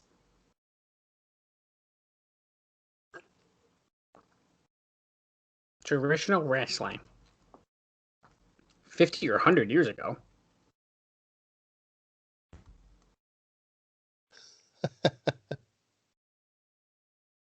Tanay thinks there's a place for both. Yeah.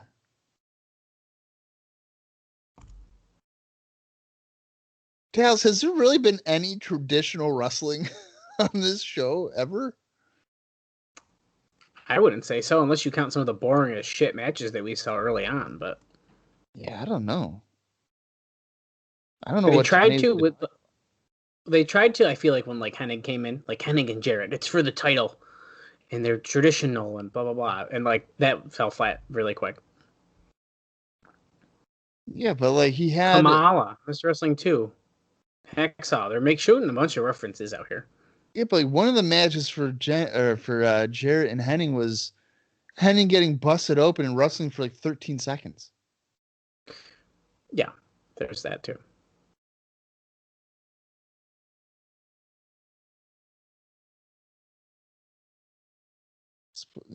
Gilberty's claiming that there's a bunch of sports entertainment fans who aren't watching the product, but they're slowly getting them to watch. What? No. They're slowly getting people to pay $10 a week to watch this? I don't think so. Yeah.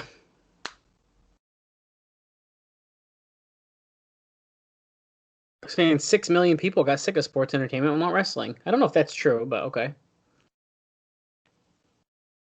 I think they just got tired of wrestling in general. Yeah. Could you imagine that if you had a business where you had 6 million people that you're trying to get and you're only managing 8,000? No. That's a pretty bad success rate. Yeah, that ain't great.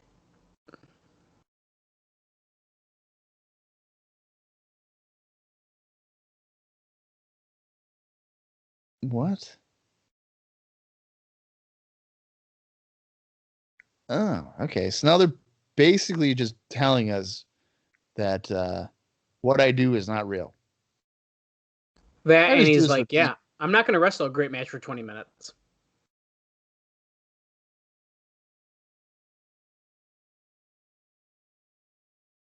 Oh, okay. They're saying that apparently making David Arquette a wrestler was just as good of an idea as putting a wig on Kurt Angle.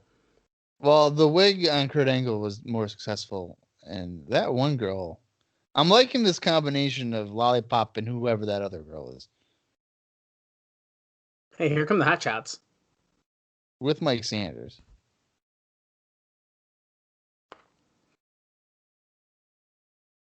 And Glenn Gilberty. Gilberty, yeah.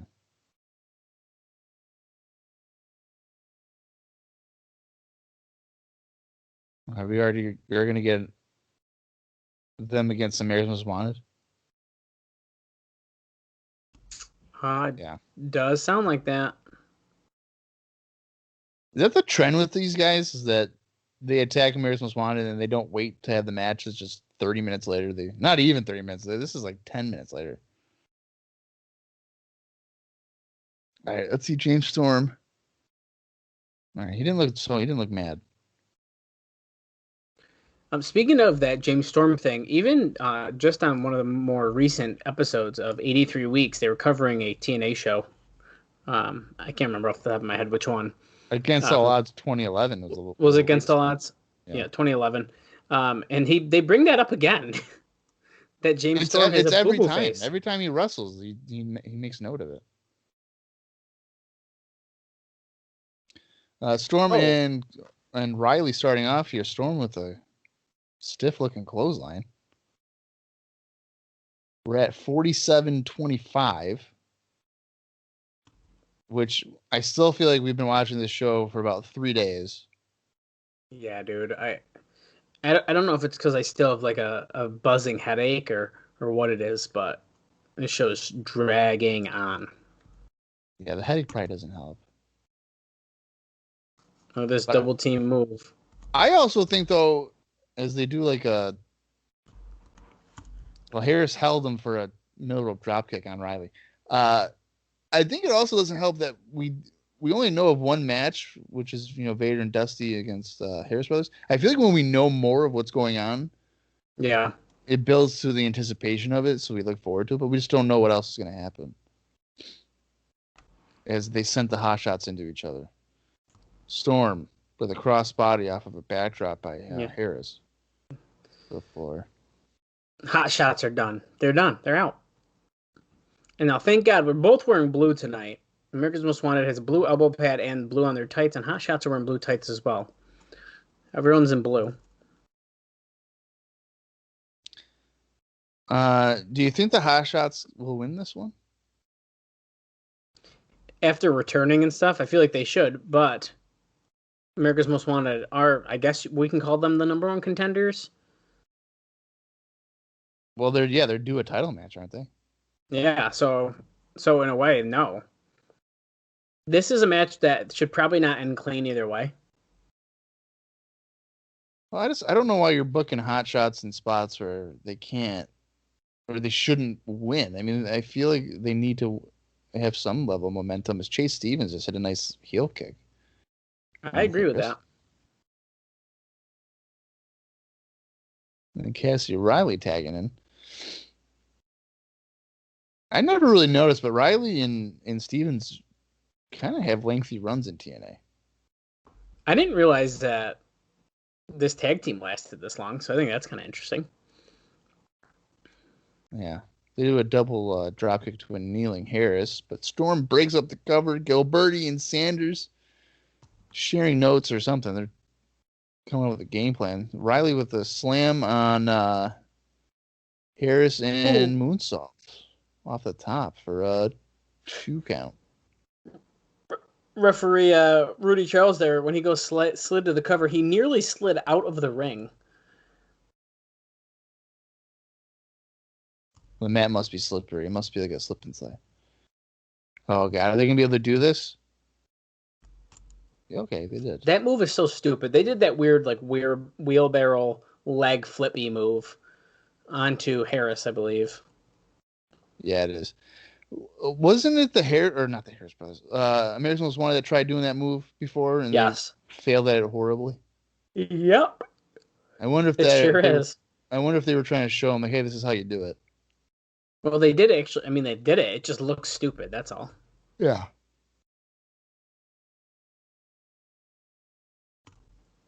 Double choke to Harris in the corner. Now Riley's the legal man. This is boring as fuck too, Dallas. Jesus. Dude, man. I was trying not to say it, but man. I guess that was like a borderline fisherman buster by Riley on Harris. I don't even know. I'm drinking a coffee right now. Okay. You'd think I'd get a little buzz. I'm getting woken up. No. I'm fucking getting tired. It just making me tired. And as we record this, it's only 7:30. Now, for Bob, that's pretty late. For me, this is very early, and I'm feeling tired right now. Well, I did take like a hour and a half nap. So I actually feel okay. Now, normally, and I got to stop doing this, and I'm going to stop doing this, because normally what I do is I come home from work, and I work 4 a.m. to 1 p.m. So being 31 years old, I'm naturally feeling like I'm 68 years old. So what I would normally do is I'd come home at like 1:30, and I'd sleep until like 5. And then I'd be good until like 10:30, 11 o'clock at night. But I'm not going to do that anymore. I'm going to stay up till like 3:30, take a nap till about 5, and then be good from there. So like a little mini nap. Yeah, I think I sleep too much. Mm-hmm. As Riley just clotheslined Harris from the apron. And then Storm takes out which guy did he just take out? Stevens. We're about to see a double tag, a hot tag, if you will. No, Steven. Oh, he tried to stop Harris, but no, Storm's in now, and he's throwing those punches to both. Riley gets in, throws him against the rope, back elbow, spits out his gum, making it look like he dropped a tooth out of his mouth. Storm looks like he's inspired, so I feel like they're winning. Well, yeah, he wouldn't be going nuts like this. No, and he wouldn't be playing to the crowd either. Whoa. That was all right. And he avoided a few kicks that he delivered a knee to the face. And a kick out at 2. And Chase Stevens is like, no. He starts hitting him. I'm surprised, Dallas, that you have you noted if they still have the fake dicks in there? I don't know if they do or not. Oh, I don't know. I didn't really notice. Oh, what is this? Harris Are we going for catatonic? Oh. Super kick by Riley. 1, 2. Oh, Stevens didn't hook the leg, so that probably led to a 2 count. Stevens getting clotheslined out to the floor by Storm, setting up for a super kick. Oh, gets caught by Riley, and then he just punches him a couple times. Okay. Tries to throw him in the corner, gets reversed. Riley off the second rope, tries to jump back and gets super kicked midair. Was that a super kick? It looked like a jumping drop kick thing. I think it was supposed to be a super kick. All right. And Downwest says, what a match we got going on here. Well, yeah, the fans are sitting on their hands, and I'm falling asleep. Yeah, Sanders now has Storm. What is he going to do with him? Probably nothing fun. Whips him into the guardrail. And then railing, yeah. Now Harris is trying to take care of Chase Stevens. He's catching him. Is he going to hit catatonic? Yeah. Yes. Nails him. Now, see, Riley could have saved him instead of just distracting the referee, but he didn't. It's Gilberty coming off the middle rope. Axe handle. He didn't have anything in his hands. That's just a basic axe handle. If he pins him off that, that's going to be weak as shit. Thank God he kicked out. Holy shit, man. Really bad. Dallas, if I were to throw you into a guard railing, do you think you'd be able to stop before you hit it? I don't know, dude. Sometimes you just keep running. I don't know, man. I don't know if I just keep running to it. Because he threw him he tossed him like a mile away. 8-second ride. 8-second ride. That should be it. To Stevens? No, Riley. That's Riley. Yeah. By Storm, and they got the pin. That's a 3. America's Most Wanted gets the win. Wow, I'm really glad that's over. Yeah, I bet you that's a one and done for the Hot Shots. I don't think we're seeing them again in sex. Well, we're 0-2 for tag matches tonight, man. So if the main event is going to be anything, it's I bet you it's going to be on the losing side. For what, the Harris brothers? Oh yeah, that's not going to be a good match. Oh no, absolutely not. We are at 55 minutes and 43 seconds as we're just getting our normal NWA shows that we try to read sometimes, but it doesn't really matter what happens at these shows. No, I gave up on that. There's a show in Cornelia, GA, and we all know it. Whoa. This girl's talented. She knows what she's doing. Lollipop's still my favorite. I don't know. I can't tell if she's got a boob job or not. I think she did. Okay, Sonny Siaki. Well, Goldilocks is in the sex locker room talking to Sonny Siaki, who's wearing a zebra blazer. He must have stole that from Konnan's wardrobe. Oh, he's the ace in the hole. All right, so that's how that started. Oh, is that right, Desire? Yeah, baby. We called Don and Ron Harris Tweedledee and Tweedledum. That's pretty he's talking to the Aryan Brotherhood here.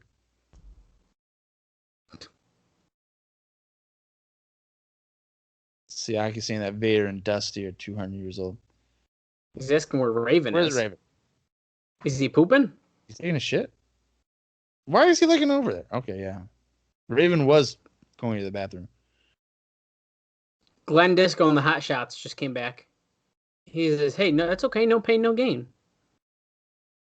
Hey, it's okay to lose.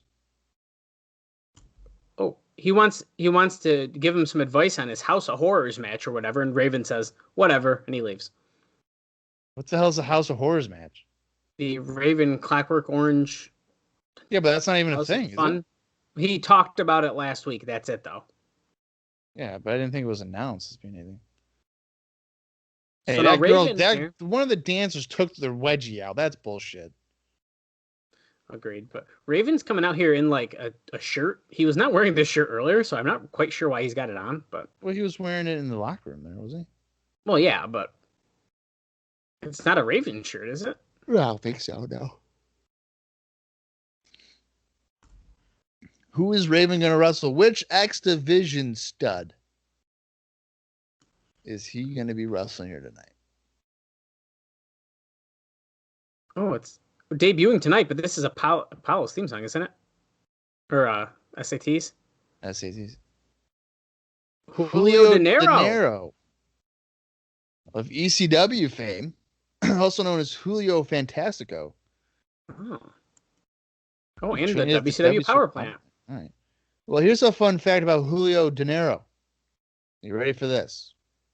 Yeah. This is on February 26th. On February 3rd, he had a WWE tryout, losing to Sean O'Hare. That's very random. So, what a ridiculous thing this is. He's fighting an X Division guy that's never appeared in the company. Well, you knew kind of something was up when they wouldn't say who it was earlier. Yeah, but I don't even know if I'd classify De Niro as being an X Division guy. He doesn't look like an X Division guy. He's like pretty lean. He has a similar body type to Siaki a little bit. Yeah, but he's smaller than Siaki is. He whips Raven against the rope, who comes back with a shoulder block. Oh, Raven going for a line, but De Niro ducks it. I have almost no interest in this match either. Not because of Raven, but because of Julio De Niro. I mean, I only do because of Raven, but Well, it's just just pointless. tilt the world head scissor. Does anybody think Julio De Niro is about to beat Raven? No. If I hadn't spent $10 on this, I'm changing the channel, see what else is on TV. I'll tell you that. He just had like a sling blade there. Yeah, essentially here. Throwing Raven off the rope. We just hit the 1 hour mark. Wow, I feel like I've been watching it for 3, but... Well, you know what, Dallas? If this makes you feel any better, we passed the 1 hour mark. That just means we have only 1 more hour to go. Yay. I was excited to watch this show until it started. I don't know. Even the crowd feels as if it's just... Yeah. You wouldn't know there's 1,300 there. It's Julio De Niro going for a moonsault. Raven moves. Yeah, I don't know. This is... I feel like this podcast is just as boring because there's just nothing... Yeah, that's the thing. So we're barely calling action because there's no action to call. I mean, this is a bummer. Raven just clotheslined him, if you wanted to know, and now he's setting up for something. A running knee lift is my guess. He hit it. The Raven running knee lift. And another one that knocks him out of the ring. Okay. Yeah. That's excessive. Remember when Anthony Gaines got pounced into the crowd by AC? Yeah. Yes, I do. Russian leg sweep to the guardrail by Raven to Julio De Niro. Yeah, Anthony Gaines kind of annoys the shit out of me, but that's fine. I think he's all right. He plays the good kind of heel where I hate him. I can tell you that. Well, I thought he had a pretty good match with Nick Ando, that one show. If I remember it, I don't think it was bad. That was all right. He's like too whiny for me. Oh my god! Well, that one. Okay, so I'm referencing an Excite show with that Nick Ando one, but when we went to the other company's show that we don't mention, yeah, we don't talk about their name. Yeah, he was very annoying on that one. Okay, so that's why I kind of don't really like him. No, I get that. Did you know there's a Bob Ross channel on Pluto TV? I didn't, but that's pretty exciting. Hey, there's also an Impact Wrestling channel. If you haven't checked that out, Bob's been watching it a lot and tells lies on Twitter about it. I do not tell lies. I tell truths, and I do watch it. I'm actually, as this show's going on, well, De Niro just did like a spine buster elbow drop at the same time thing here. Yeah, it was kind of cool looking. That's not bad. I have Cops on the background because there's a Cops channel, Pluto TV. But no, I tweeted out that that Impact was doing the shaky camera bullshit that Kevin Dunn and WWE do, because when they do a punch, they'll like zoom in and it's supposed to give you this like, oh my god, that was a hard hitting move, but it's really the most annoying thing in the history of professional wrestling. But at least WWE does it like kind of smoothly. Impact, it's as if the cameraman doesn't know how to do it every time. Like, they don't really do that. You can tell when you can tell when they reset. Oh, okay. Is this gonna be a pump handle? What is this? Pump handle? I don't know. Put him up in a fireman's carry and dropped him. It was almost like an angle slam turned into a neck breaker. Yeah, that was kind of weird. By Julio De Niro to Raven. Raven with a jawbreaker. Yeah. I think the show that I saw that is De Niro does a power slam for a dramatic 2 count that no one bought into. Was like Slammiversary 09. I think it was that. It was either that or one of the one night onlys that they did. Oh, I believe it was a one night only. I don't watch those. I think it was like 2013. De Niro just splashed Thomas in the corner. And he's got a cover on Raven here, but Thomas is like, ow, I'm hurt. So let me just stare at the bottom turnbuckle. Oh, here comes AJ. Here's AJ Styles.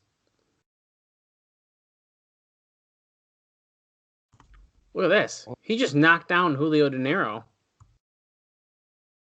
Are you telling me right now that Raven needs help to beat Julio De Niro? Well, yeah, that ain't great. Calling for the even flow. Well, he took the DDT very well. Yeah, he did. Oh yeah, Andrew Thomas is healthy. Look at that. Well, barely. He barely counted the 3. Styles is going to be like, see, told you.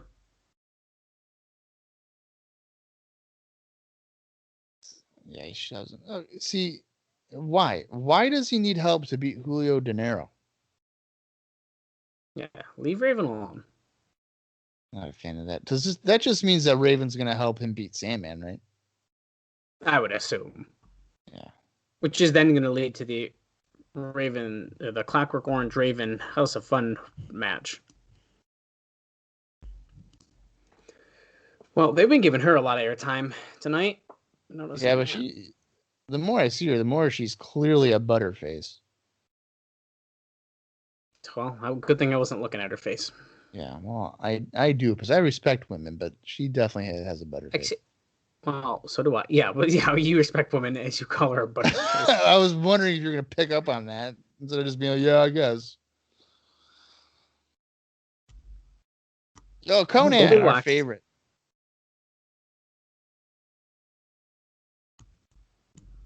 Oh, but your plan backfired. Do you have a better plan this week? Oh my God. Konnan just told her, only thing you should be doing is bowing down right about now, if you know what I mean.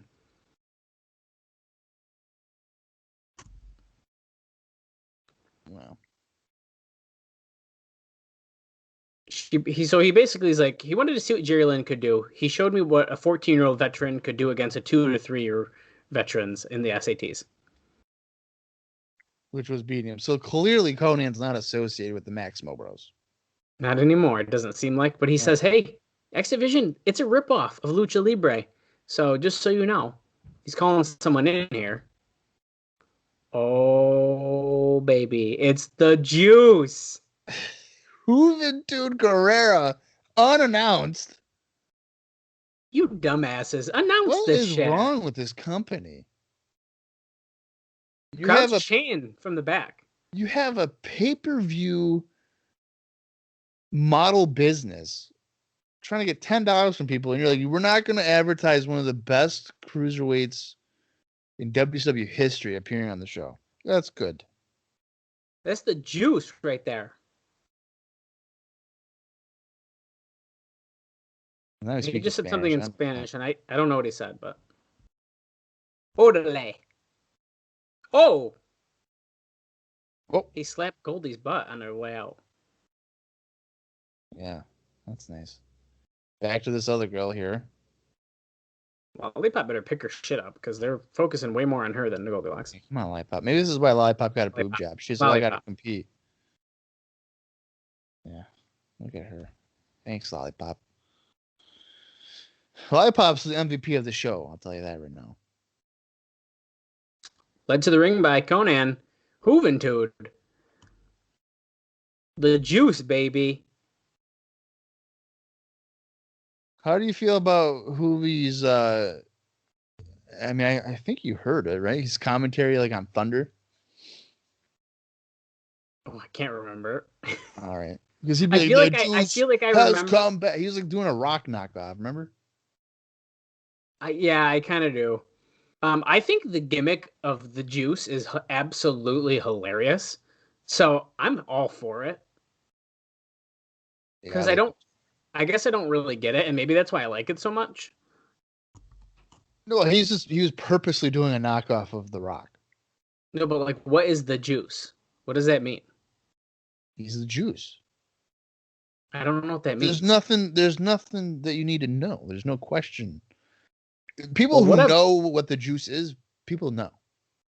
Well, I'm for it, man. I like that he's the Juice. And fun fact, as Jerry Lynn's out here, this might pick up our mood a little. I'm really, really hoping. Well, it only took about an hour and 9 minutes. And that's where we are, if you're following along. We went to a House of Hardcore show, the two of us, and the Juice was a surprise there, which was really awesome. Yeah, but didn't he like randomly wrestle C.W. Anderson or something like that? I think he might have, but I don't care because I got to meet him and he signed my poster. So Your ECW one, right? My ECW poster that is signed by more people than I can count right now off the top of my head. Did you get C.W. Anderson to sign it? No, I don't think he came out. I thought you were going to say, I don't think he wrestles for ECW. And I was going to be like, wow. Well, I'm not that much of an idiot, but Well, who's Nikita Koloff? I mean, that type of thing. Oh my God, really... I never said that, dude. Shut up. Who's that guy? I didn't say that. I've never seen this guy before in my life. Is he any good? Name one match of his. I've never seen it before. Oh my God. Okay, so Konnan is on the apron. That's what he secretly texted me, guys. If anybody's wondering, Dallas secretly texted me. He's like, dude, tell me like one. Like, tell me one match I need to watch because I have no idea who this guy is. No, but I did tell Bob that I would watch one just to pretend that I care, but then I never did because he's never been back on the show. So really, that's true. That is true. I just got I got an email from Ringside Collectibles, and now they're doing a NWO John Cena fucking figure. Are you kidding me? Well, that is from WrestleMania, if you remember, from the Well, I know that, but give me a break. Now, what? I think it's pretty funny. Hopefully, one of these years he does like a DX thing. That way, they can just sell one of those stupid figures too. Head scissors out of the corner by Guerrero. Lynn ducking and back elbow. Looks like they're kind of not communicating great. But Lynn just dropped him down with like essentially an atomic drop. But yeah. I want to point out that we've only had Andrew Thomas and Rudy Charles as our referees this week. There's been no one else. Oh, that's a good point, actually. A move from the Lucha Libre playbook, as Mike Tenay says. Is that the Corey special, right? I think it might be. Tilt-a-whirl backbreaker by Lynn to the Juice. Juventud Guerrera. The Juicy Juice. The Juice. No, the Juicy Juice. I'd love to steal that nickname. Can I be the Juice? Dallas Gridley? Oh my God. No. Oh, spin kick. Heel kick. Right to the face. He's taunting. He's like, remember when I won the WWA Cruiserweight title? No one does, but that's okay. No one does, but you can listen to us cover that on one of our bonus shows. I don't know which one. Just listen to them all. They're really great. Not the shows, but us talking about them, I guess, are kind of entertaining. Yeah, the shows are not. I would suggest not watching along on those shows just because you'll probably bleed out of your eyeballs out of boredom. Yeah, similar to what we encountered for the first hour and 8 minutes of the show. Okay, Konnan is hyping up the crowd as, dude, these two, they're not melding good. Yeah, they're not meshing very well at all here. Jerry Lynn just crotched him over the top rope. I don't like it. It's like they're not like talking. So it's like he goes to one thing and he's like, I don't know what I'm doing. I'm just going to drop him on the top rope. Well, judging by Juventud's promos, I feel as if I wouldn't really understand what the hell he's talking about either. Sunset flip. Oh, back with a drop kick to Lynn by Hoovy. Konnan's like, yeah, that's right. 5150 LAX. That's Lucha Libre right there. Lucha Libre, that's not X Division. We only do seated drop kicks in Mexico. Now, did he ever come out on Nitro and be like, hey, the Cruiserweight division is a ripoff of Lucha Libre? Because his argument here in the X Division doesn't. If he didn't do that, it's kind of invalid at that point. He actually might have. DDT. Eddie Guerrero might have when he did the LWO thing. Oh, that might have been a thing. I don't know if Konnan did. I know he feuded with a lot of cruiserweight guys, like Hoovy. Hoovy just faked out a move, and then he does a springboard front flip to the outside, nearly killing Jerry Lynn. Well, I didn't know if he was going to rotate far enough from the apron. He was watch his replay. When he first jumps, you think that his head's going to hit that apron. Yeah, for sure. But somehow gravity was on his side, and he got far away enough from the apron. Speaking of replays, that's really the first one we've seen today. Yeah, we haven't seen a lot. They did a couple post-match, but you can't really count that, I would say. No. So yeah, we haven't really seen. I'm talking about during the match when they're always like, "Go show us a replay." That was the first time he specifically yelled for Keith Mitchell to show us one. So Lynn reversed and move into the ring. Look at this. They must have told him to tone it down with the reverse suplex to the apron to Hoovy, and now he's yes, the middle rope leg drop, and he hit it wicked good. That was awesome. Lynn coming back with a single leg drop kick to the back of Hoovy. 1, 2. Oh my god. Sort of thought that was about to be it for some reason. I kind of feel like we haven't seen the middle rope leg drop in a couple weeks. No, we haven't, and I think that's really because of who he's been facing. Like he's been Mike Sanders and David Flair. Hey, David Flair, where's he been? Who cares? Oh, that's a better question, isn't it? I don't fucking care. Speaking of guys that we have not seen, where has Brian Lawler been? Well, he quit, remember? He did? Well, he essentially was like, after he lost April, he's like, I'm retired. Oh, is that when he walked out with the girl? Yes, Priscilla. Oh, yeah. okay. All right. Look at this countering lots of stuff. Look at Lynn's going for the same reverse suplex. No, Hoovy reverses it. He's got like a dragon sleep. Well. Oh, hell yeah. I didn't know if he was going to get him up for that. 1, 2. Oh, kicks out. Now, who should win this, Bob? Do we think that Konnan needs Hoovy? That we need to prove like, hey, this known guy is like my guy? Or do you keep pushing Lynn as like, hey, he can still beat all these guys and keep bringing in new guys? I think I know how this angle is going to play out, Dallas. Now, I don't know for sure, but I think I know. Okay. Because again, it's been a long time since I've watched this. I think Jerry Lynn is probably going to beat every single person Konnan brings in, and eventually Conan's going to be like, I respect you. Oh, that's a good point. Sit out powerbomb here by Hoovy for a 2 count.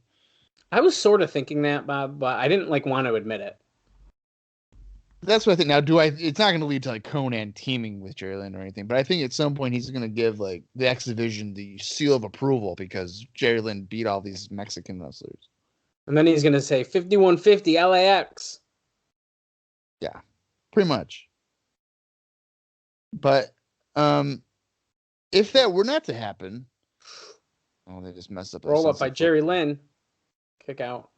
I mean, I wouldn't be opposed to Juventud winning if he were to stick around longer than one episode. Agreed.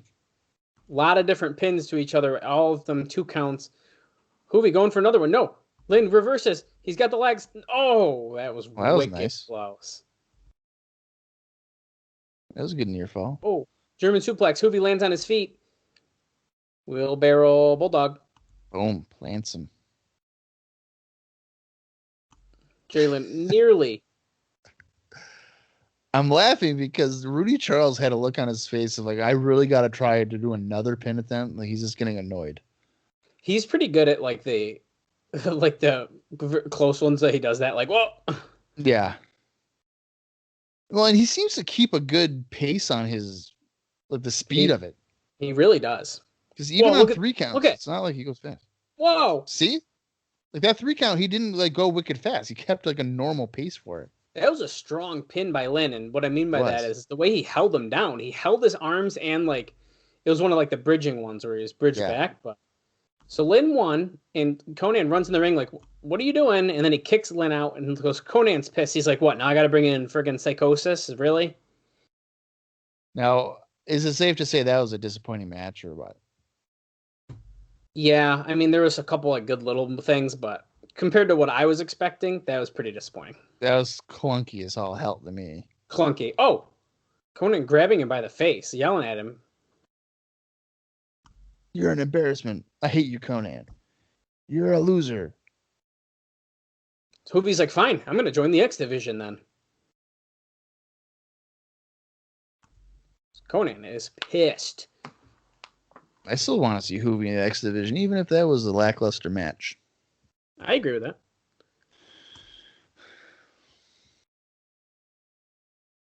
Okay. Back to the women. Columbia, Tennessee. Go check it out. McGee, Mississippi. Go Well, see Bob, NWA Mississippi. we know we have Styles versus Sandman. We have Vader teaming up with Dusty Rhodes versus the Harris Brothers in our main event. And we have a contract signing left. That's a lot. Oh, yeah. Forgot about that. Goldilocks is with Sonny Siaki. She wants to know when Vince Russo's coming back. He's trying to get party favors. Just know I'm acing the hole. Mortimer Plumtree. He's like, yeah, I talked to Vince. It's really important. Oh, said he needs to. Don't call us, we'll call you. He says Plumtree's saying it's very important. He needs to talk to him. Ooh, a special challenge match. Here comes the X Styles. Yeah. Styles here against Sandman's next. It's kind of weird that he stole the Hot Shots gimmick, but whatever. What was his gimmick? Are you kidding me? Are you suggesting that he has a fake penis? I'm not saying nothing. What? They just both were bikers, okay? That's all I'm going to say. Oh, my God. Well, I'm not actively going to look at AJ Styles. I didn't. Penis. I mean, I feel like you kind of are. It's the way the light shines. That's all I'm going to say. Well, we all know you have a burner Twitter account where it's just you zoom in on wrestlers' groins. Yeah. That's been known for a while. Sandman here. He's like, I've only had 2 6-packs. He's carrying a garbage can with a kendo stick and he's smoking a cigarette. And where's he bringing the cigarette? He's going to catch a fire somewhere? Lollipop Run. Oh, she does not like this. Well, it looks like she's kind of embracing it. Oh. What the fuck? Whoa. Okay.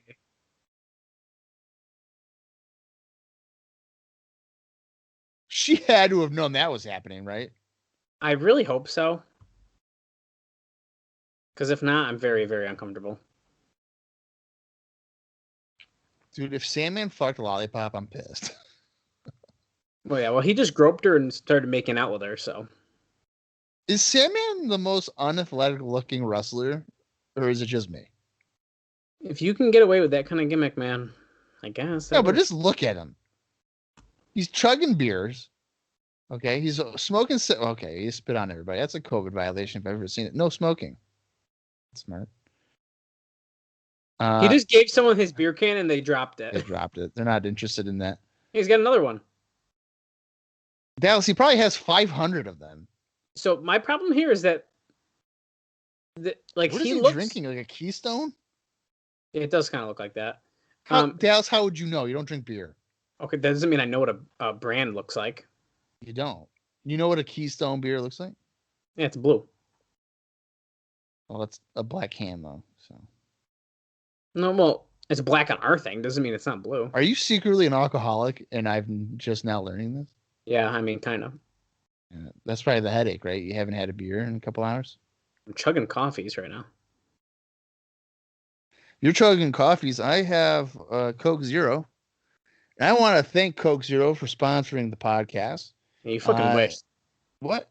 I said you wish. Hey, is Styles got to be pissed right now? Like, dude, get in their fucking ring. Yeah. Oh, well, he was pissed because he just did a somersault dive to the floor. Speaking of wrestlers who got pissed about people taking forever, it's a 2CW Living on the Edge, 2010. It was Raven against Colin Delaney. Oh yeah. And the show was going for like 4.5 hours at this point. And like Delaney was doing something, and Raven was in the corner, and he was like, "Tell this guy to hurry the fuck up." Oh, that is hilarious. It was like 10:30 at night, and we still had like another match to go, and he's like, "Get it going. We gotta go. Let's go." I remember Raven doing live commentary on the mic. Raven kicks him in the corner. Oh yeah. He gives him a boot, and he's like on the house mic. Yeah, that same show he paid tribute to Canyon. I was just gonna say that on his wrist tape. Yeah, well, even on the microphone, he was like, a moment of silence for Chris Canyon. Yes, I do remember. This had I think a few days prior to that. Was it a few days? Like a week or so. Yeah, I think so. Oh, wow. I didn't know it was that soon. Yeah, it was very. Because that show would have been like what, April something? Yeah, usually they're like April 3rd, 4th, I feel like, roughly. As by the way, AJ Styles was out wrestling Sandman. No shocker there. Had him locked up. Now he's just giving him some punches, giving him a nice stiff kick to the chest, knocking him down. Well, that is surprising. I mean, Sandman is a known amateur wrestler. Yeah, Konnan passed away April 2nd, 2010. Whoa. So that, I don't know if that was the next day. There's no way. Whoa. I'm going to look that up. Look that up as Styles goes out to the outside, grabs the kendo stick, takes it out, and then he's about to bring the trash can into the ring. Nuts. Oh! Next day. He just threw it at Sandman from the outside of the ring, and it hit him right in the head. Did he just do a Kobe motion? Like, Kobe, I hit him. I think he might have, but honestly, that was pretty spot on, so that was pretty good. No way. What? Yeah, Dallas, it looks like it was the next day. Dude. Yeah, because that show is April 3rd. Wow. As Sandman whips the garbage can after he reversed the drop toe hold and whips it at Styles. Well, all I'm going to say about that is a couple things here. Is that if I was Raven, I would have probably canceled my booking because as far as I know, they were pretty good friends. Yeah, they were. And second, I give Raven mega props for then coming to the show and doing it. Because I met him that day because, he's one of my favorite wrestlers. And he was awesome. And after one of your friends dies, the next day, I wouldn't blame him if you were kind of not in the best of moods. You know what I mean? Right. So that's... Borash telling the fans here to back off. He's laid the table over the... Oh, never mind. Styles kicks him. Over the guardrail to the ring apron there, and Styles, stops that from happening. JB's like, guys, please step back. Yeah, I would kind of assume, though, that Raven was probably already in Syracuse. Well, yeah, but I don't know, man. That's crazy. I didn't know that. Yeah, I didn't realize it was literally the next day. Jeez. Oh, no. What is this? Sandman's on the table. Styles on top rope. Oof. Went for a splash, and Sandman moved out of the way, and Styles went crashing through the table. Hey, we're going to take another look. I honestly thought... I'm glad he just did a splash, because I thought he was going to do a 450. I was getting nervous. Sandman throwing a chair in the ring. Now, is it unofficially official that if Sandman is in a match, it's got to be a hardcore match? Dallas. Do you want to watch a Sandman match that's not a hardcore match? No. No, but I'm just saying, like, it's got to be, it's like an unofficial official rule, right? It's like Ravens and Ravens rules, yeah. Like, Sandman's having a Sandman rules. Oh! He almost killed fucking Andrew Thomas with that. Ooh, super kick.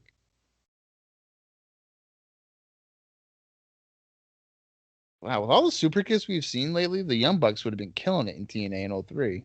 Oh, you're damn right. Killing the business. Haha, am I right? Wow. You're such a jerk. How old were the Young Bucks in 03? Like 10? I mean, probably, yeah. Oh, Styles going for the Styles Clash, but Sandman hits him with the head with the kendo stick that he grabbed. That was nice. Best thing Sandman's done in his whole career, maybe. Really? Of all the things, countering a Styles Clash with a kendo stick shot's the best? Well, just think how much ab work he had to do to get his body up to hit him. He's not very athletic. That's true.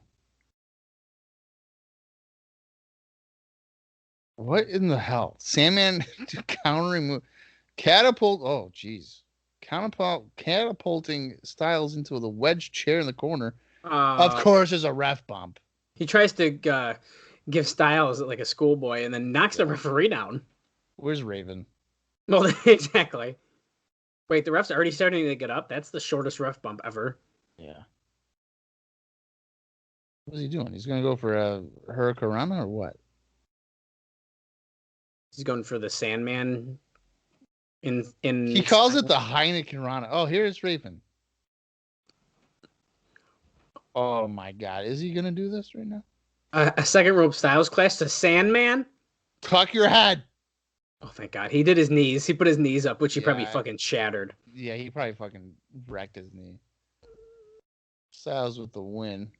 That was an ugly looking Styles Clash. Now, was this match promoted as being no disqualification or no? If they said it, I missed it. I thought they just said it was a special attraction match or something like that. Yeah. That's what I thought it said too. Whoa, that was a weird cut away That was from a Styles weird jump celebrating.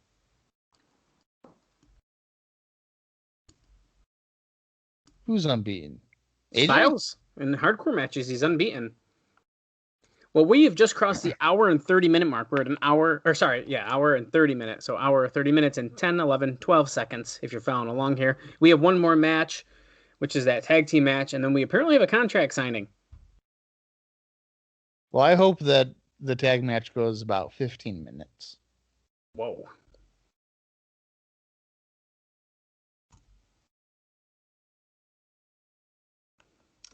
The Harris brothers in a main event. Gross.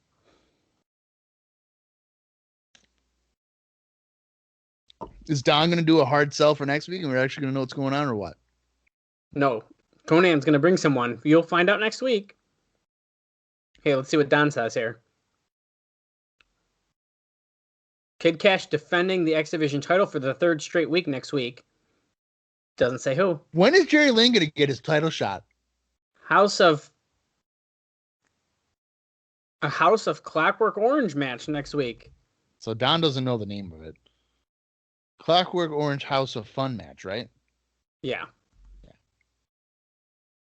So that's the first one of those. So it's it's Raven against Sandman next week.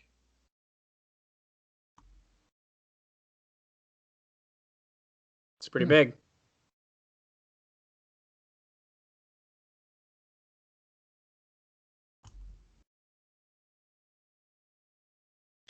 Okay. So they promoted just Raven Sandman for the 1100th time. Raven and Clockwork Orange House of Fun match. He's going to do a little promo here.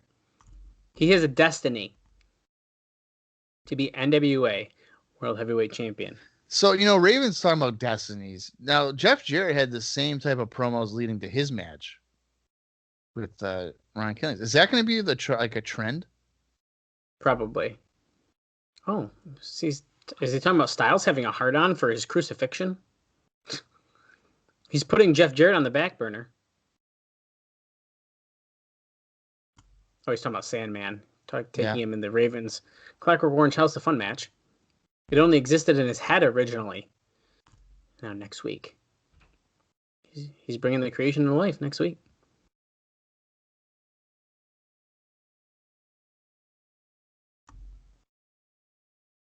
He's the way to the city of woe and the way for the forsaken people into eternal sorrow.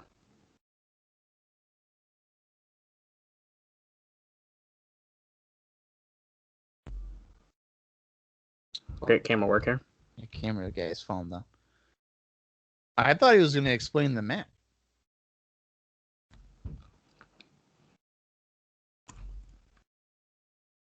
Oh.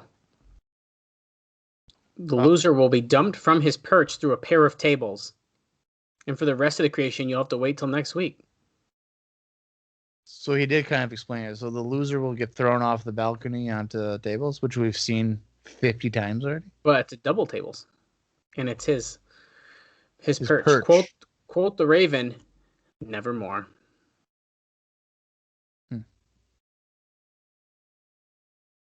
Well, I'm kind of interested to see how that will play out. Oh, great. Video package.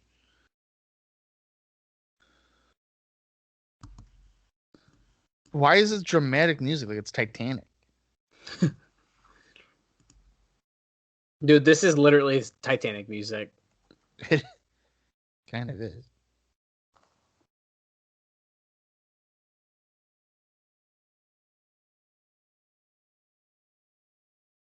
Okay, I don't know what they're talking about. What is the big deal about this?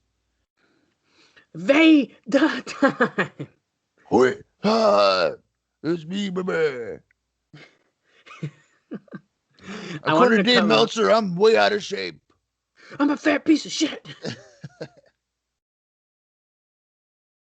I'm the smartest businessman alive. I left an $18,000 a week job for one that pays about $2,000.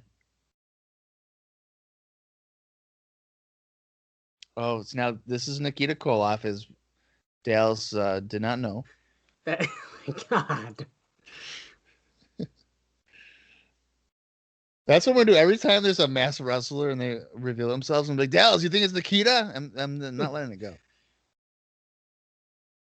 I'm surprised you're even showing the Nikita stuff because if I was this company, I'm assuming I already know he's not coming back. So Yeah, I would just drop it. Yeah. Try to avoid it.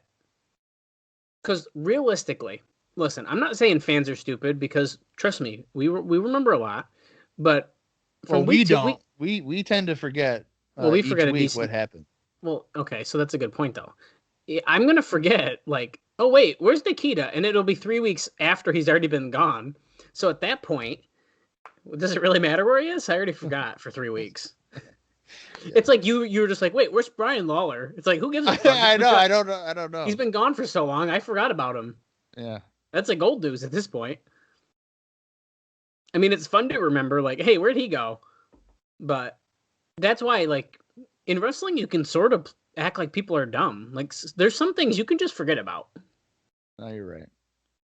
Notice how they cut away from Vader struggling to get in the ring? Yeah. Look at him with the hat on. Well, they don't cut away from that. I wouldn't. Look at that funny. He looks hilarious.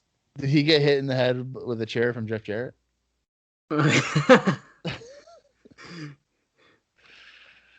Oh, great. Main eventers. Harris Brothers.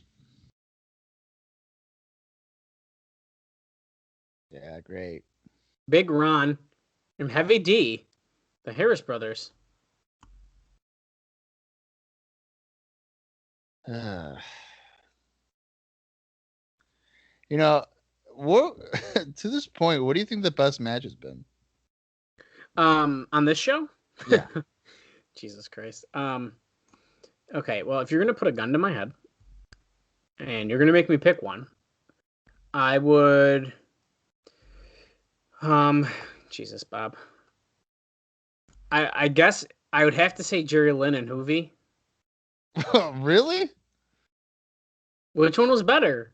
I think I enjoyed AJ Sandman more than I enjoyed Lynn and Hoovy. Oh, that's bad. I mean, I know it's not going to be this match. That's why I can say that. We can already talk about what's the best match. Yeah. Oh, look at this. Vader's in his actual like gear. He's not wearing a shirt. He's not in sweatpants.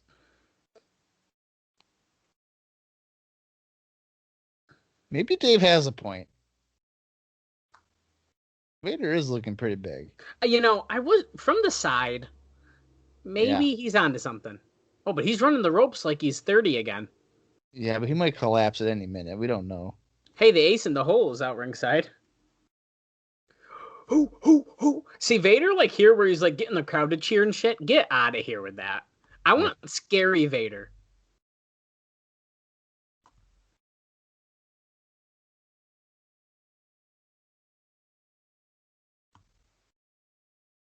You need more than a tongue lash, and he says the Desire ringside. Yeah, well, Desire and Sonny are both like his trainees, I guess. Yeah, Turnbuckle Championship Wrestling. Oh, that's right. Yeah. That's pretty funny then. I like that little connection. Yeah. Well, you know what, Bob? I actually take back my pick. I actually think Kid Kash and Jason Cross might have had the best match. No way. No way. Are you sure? Yeah. I'm going from entertainment level. I was more entertained with AJ and Sandman than anything else on the show. Well, if you're going by entertainment, I guess so, because it was like, what is happening? Yeah. But Kash and Cross was kind of boring. Compared to some of this other shit, dude. I don't know, man. I think I just get bored from matches where it's a clear indicator who's going to win. Like Raven and De Niro. Oh my God. I wonder who's going to win that one. Yeah, I know what you mean.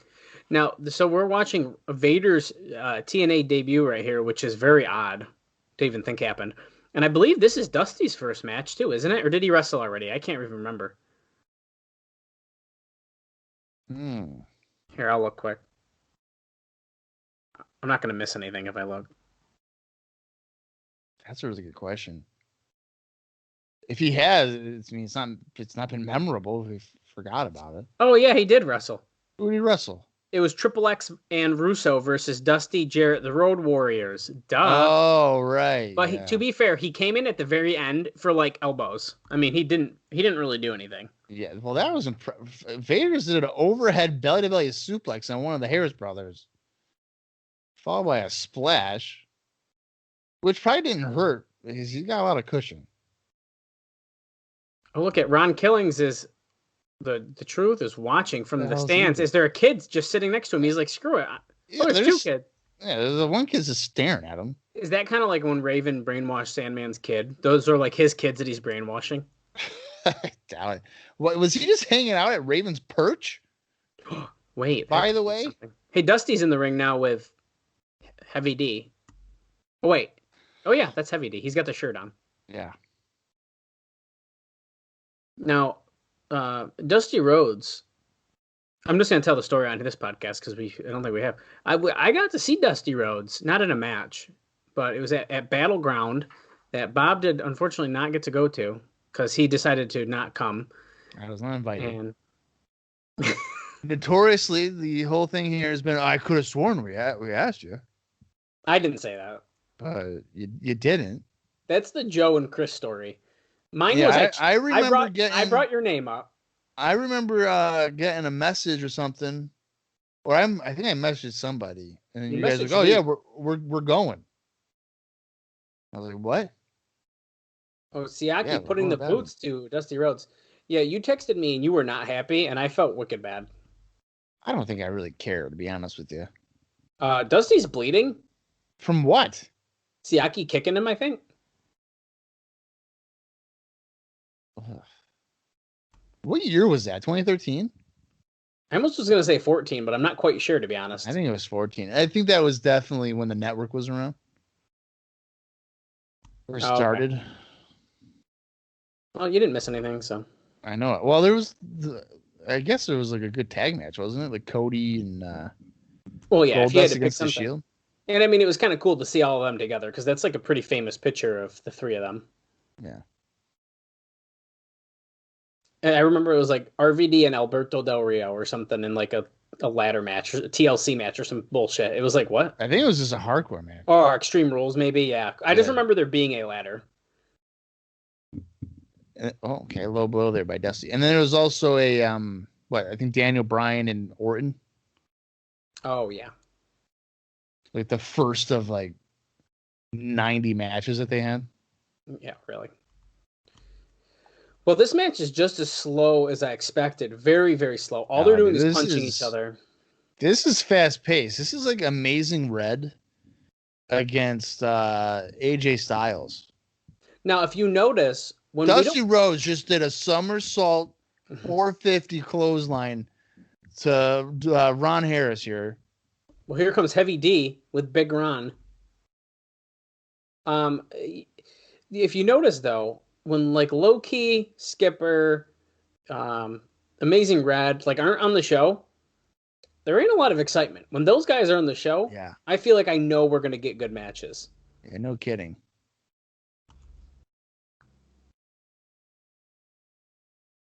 Jesus. Heavy D clotheslining Dusty in the corner, but he gave him an elbow out of nowhere, but he fell down and he's got the leg going. That's how you know. He's like a dog when you pet him on his back. Oh Big Ron is in the ring. Oh my God.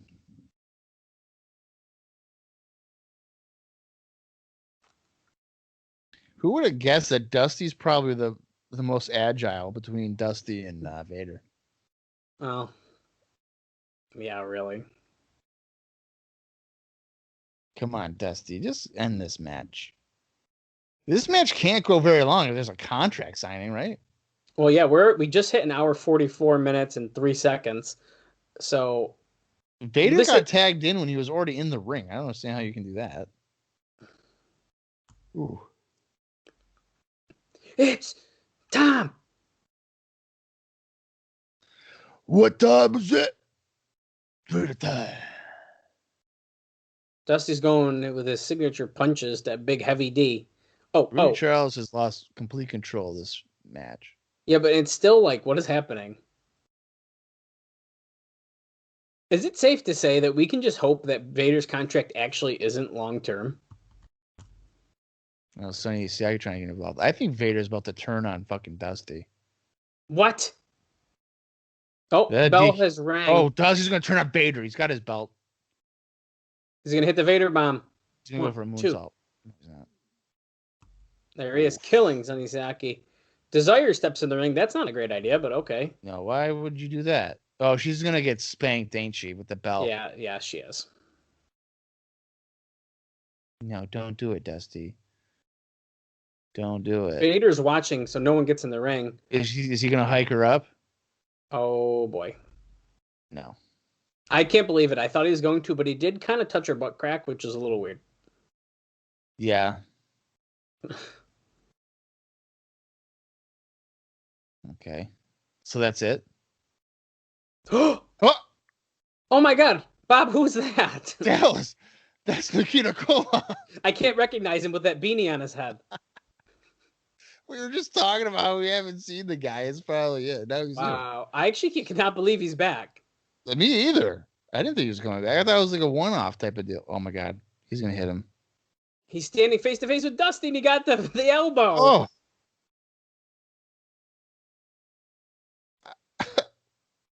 I was not expecting Nikita to take a bump. No, that was good. And he flew out. Dusty gave him a chance, but nope. So go join that Sports Center. Are you serious?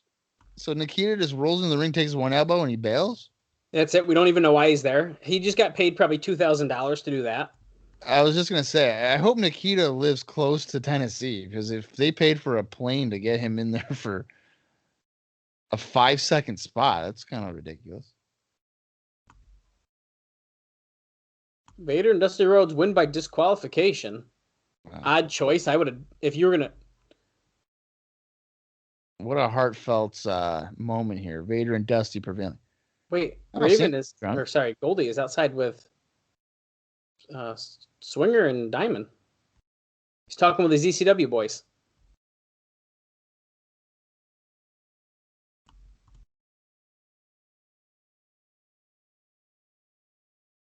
He's saying that he doesn't know what he's going to do for that match. Clockwork Orange.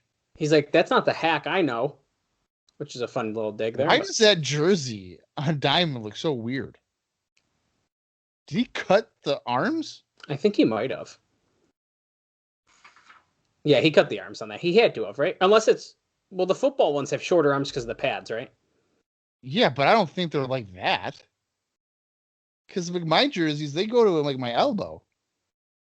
Well, you don't have much of like a shoulder span either. Wow, all right. Personal attack. So Goldie's trying to get, like, what do you think about the thing?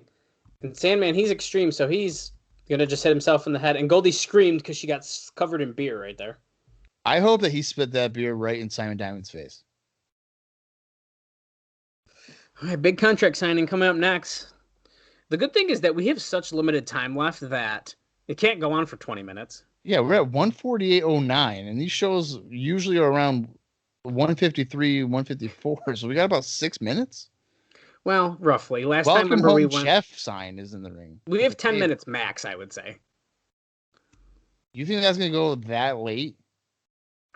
It very well could. Yeah, welcome home, Jeff. And there's a table. If there's not a cake on the table, this is stupid. There is a guitar. Contract Someone's in hand going through the Vince table, Russo. right? Well, there's a guitar. What is that? Champagne? I think so. I can't tell. There's like the little bucket, champagne bucket. Without further ado, let's welcome home Jeff Jarrett. Let's do it. His friend, and the latest member of Sports Entertainment Extreme, Jeff Jarrett. I care about Jeff Jarrett. Wait a second.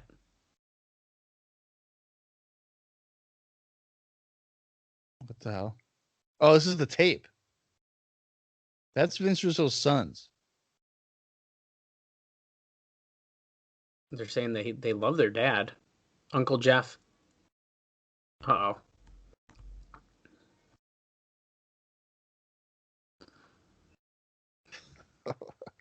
This is weird. He's like, hey, you were working with Vince McMahon and it took a toll on you. Family was second.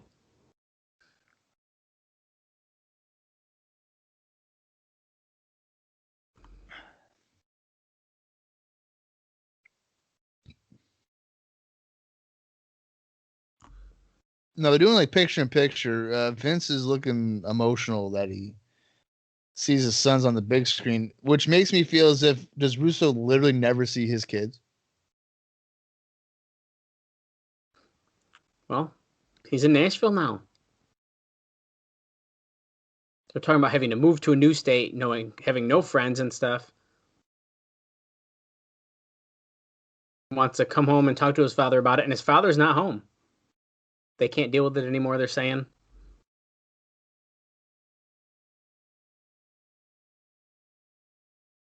They have a nice couch. I know. They also have a nice kitchen table. Well, at least at one point in time he does.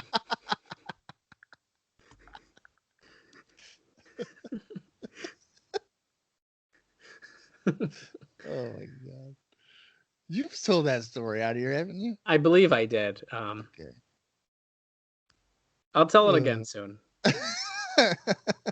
The short version is on a live stream. I had Vince Russo show me his kitchen table, and he was like, I don't know why this guy wants to see my table, bro, but here you go. And he showed me this kitchen table. And I don't know why. I was just trying to get his attention in the chat, and it worked. Yeah, but then like everybody was like, kitchen table, kitchen table. Yeah, dude. Show him the table. It was like during like a WWE pay-per-view or something. Yeah. They're getting Russo sucks chants, which is not something the audience has really chanted much of. No, Russo's almost been like a babyface most weeks, it seems like. Russo can't believe this. Oh.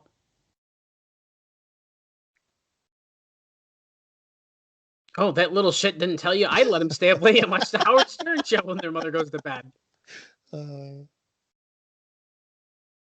That's funny. Who punked out the principal at school when they got in trouble? So now he's trying to justify the fact that his kids were like, well, Dad, you're never home and you're not there for us. Well, here's the thing. He's just showing you how much of a bad parent he is. Oh, he said, I'm going to come in your room when I get home tonight, and I'm going to beat your little ass. Like I said, I'd beat it before. Wow.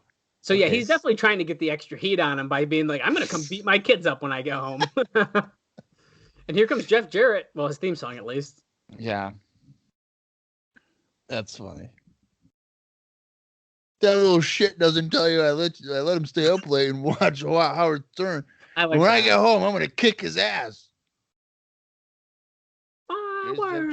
Is he wearing the shirt? Yeah, he still has the shirt on. Look at you. Just look at you. Just look at me. Those boys used to be your life, Jeff says. Now Sports Entertainment Extreme is. Says you're Jeff, obsessed with it. You've joined the group. You have a shirt on.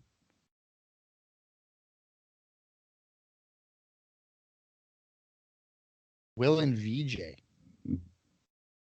I think isn't his son's name Vince Jr.? Is it? I don't know. I could be wrong. I think Jeff Jarrett is not joined.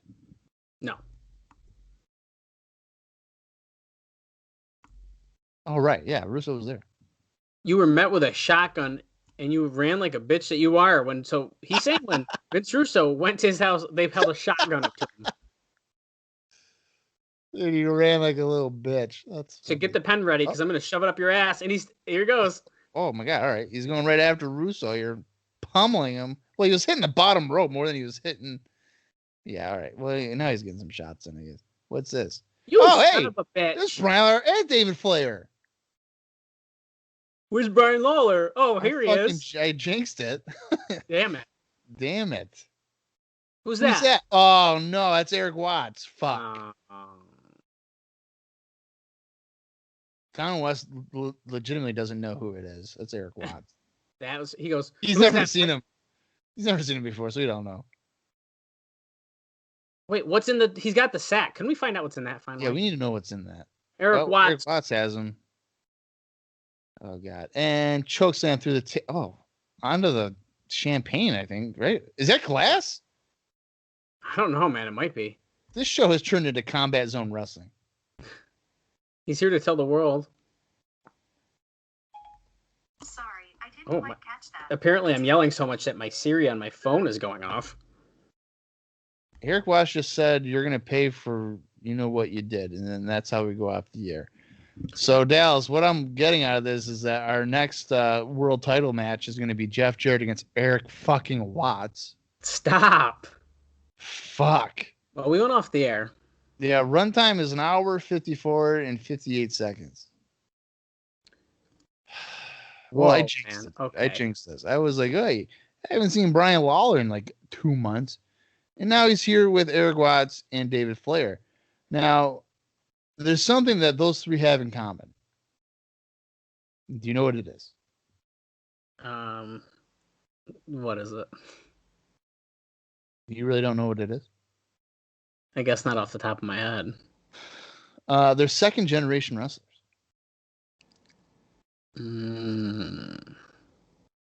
That would have taken me a second to put together, but okay. So you got David Flair, obviously the son of Rick. Brian Christopher, the son of Jay Lawler. Yeah. And then Eric Watts is the son of Bill Watts. Oh. Now, what is pretty funny is that all three guys are nowhere near the talent level of their fathers.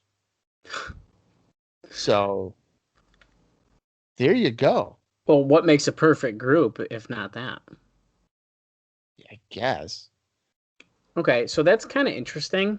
Now, so we know David Flair was like part of Sports Entertainment Extreme, but are we assuming that the other two now, Eric Watts and Lawler, are as well? Because that almost came off as if this is like a new little group. However, they did save Russo. Yeah, so it might be a loose association, maybe. Which then I guess does that mean David Flair is out? I don't know. I don't know. That's a good question. Well, let's just get this out of the way. For me, especially, that show was not good. It was absolutely a thumbs down show. Wow. I don't think I've ever heard Dallas definitively say an Impact show. I know. I've had other ones. I can't even think of something that was good on that show. That I truly was like, oh, okay. And that sucks. I mean, I did enjoy Sandman versus Styles.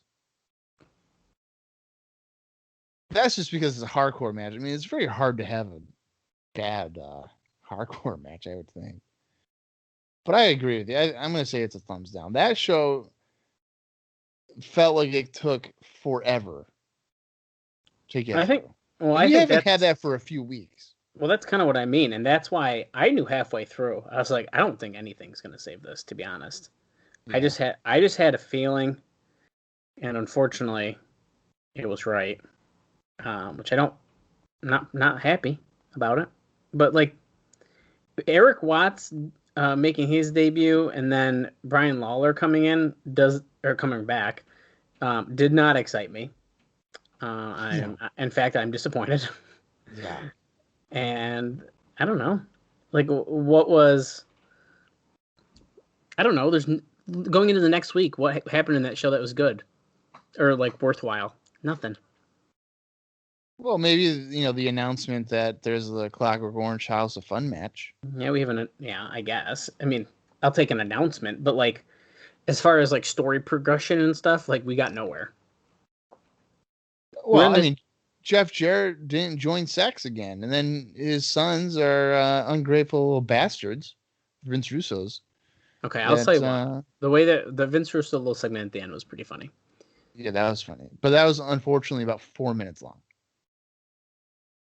Yeah, it was a little long, No, what? I said 4 minutes long. Oh, I thought you meant... Well, the video itself I thought was kind of long. I didn't think it needed to go as long as it did. But I thought you meant Well, like... yeah, this. he rambled. I guess the kid rambled a little bit, but... So, and that's what I meant by that. But, okay, I see what you mean.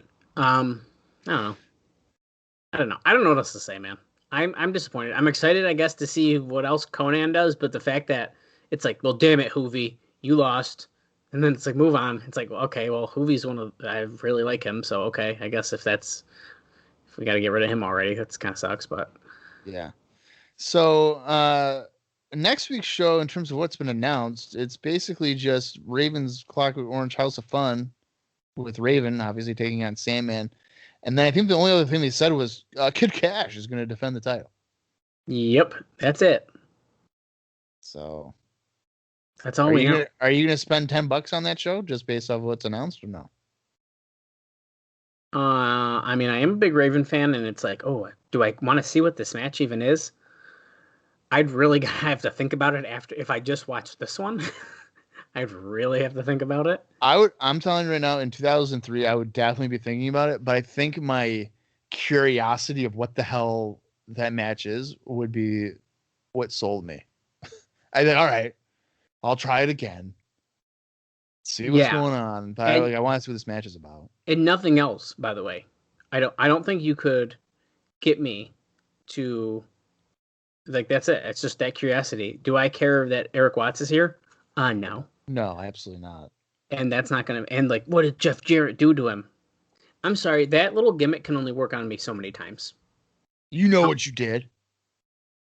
That's only gonna work so many times. I've already heard that by almost half the roster at this point. You know what you did. You know. And it's like, oh my God. Yeah, and I can't wait. I cannot wait for the Mike Tenay interview where he's going to be like, what did Jeff Jarrett do? And he's going to be like, he knows what he did. And it's going to be, well, what did he do? And he's like, well, only Jeff knows. And that's all that matters. And it's like, well, we want to know. And it's like, well, Jeff knows. That's what's going to happen. Because I guarantee you that in the story, Russo has no idea what the tie-in is. Exactly. So. Yeah, I don't know, man. Kind of bummed out. But I am too, dude. I feel like I just wasted like a week of my life. It literally feels like I've been sitting here for a week. So that is a big disappointment. But that's okay. You know, there's peaks and valleys in this journey through the beginning especially of a company like TNA. But that's why we're here. And that's why you're listening to this podcast, to join us and hear when we get really sad and really mad at these shows. And then when we get really excited. Yeah, I can't wait until we get to 2006. Oh, that's gonna be some good stuff. That's when it's actually like pretty good every week. That's when it picks up, guys. Stick with us. We got 3 more years, and we're gonna get to the Impact Zone, the good Impact. To be fair, we're gonna get to some good stuff. I really think we need to get past this Sports Entertainment Extreme storyline. And I think most of the show will kind of even out, to be honest. Because I think they're really running out of ideas. And they're running low on, okay, what can we do? Yeah. Well, they burned through, like the first couple of weeks, they burned through like 5 angles each week. Well, exactly. So. What are we doing? I was excited for it at the end of 2002 when it's like, here we are, whatever. That's pretty good. But now we're going into March. And it's like, how many times can you tease Jeff Jarrett joining and he doesn't join? Mm-hmm. You know, I mean, there's only so much stuff. So I agree with you. I think that when sex eventually ends or breaks up or whatever, it will definitely help the show be more even instead of being all about that group and what they're doing or what they're not accomplishing. Yeah, and I think it's going to even out into the way that there's still going to be bad shit, and I know that.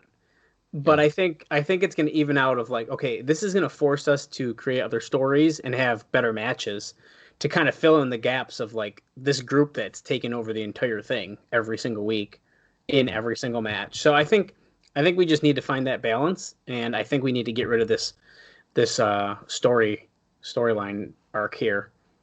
And unfortunately, I think it's got to happen sooner rather than later. Yeah. No, I agree with you. It's certainly run its course, and it was fun. At first, like you just said, there was definitely a lot of interest, and now it's like, okay, we're done. How many more people can fucking join this group? Like, come on. Yeah, when you have a major, like a big stable like that, it's going to dominate your television. Similar to like NWO, DX, or whatever. Like it's always every segment is that. I'm gonna look forward to, as you said, if that's eliminated, and it's probably gonna flow better because you're gonna have more than one story, Exactly. which I think is preferable. I think this is more enjoyable than what we got for the majority of 2002, but that was mostly them just throwing stuff against the wall and being like, "Oh, hey, all right, this works." Yeah, and doing very small things like Yeah. stories, I guess you could say, but nothing like nuts. No, so I'm looking forward to when we get several different angles going forward, because really this is the only one right now is Jarrett and sex, and then Raven Styles like conflict, but again that's sex. It's still related, yeah. Yeah, so they got to try to eliminate that crutch probably sooner than later, but we'll see how that I agree with that. goes. All right, well I want to end this misery for this week, Dallas. Is cut me loose, man. Yeah, I want to enjoy the rest of my night at least. So hopefully you guys enjoyed the show. I mean, hopefully we were able to provide some entertainment and insight on the commentary for this week's episode. But until next week, for Dallas Gridley, I am Bob Colling Jr., and this has been the TNA Cross the Line podcast.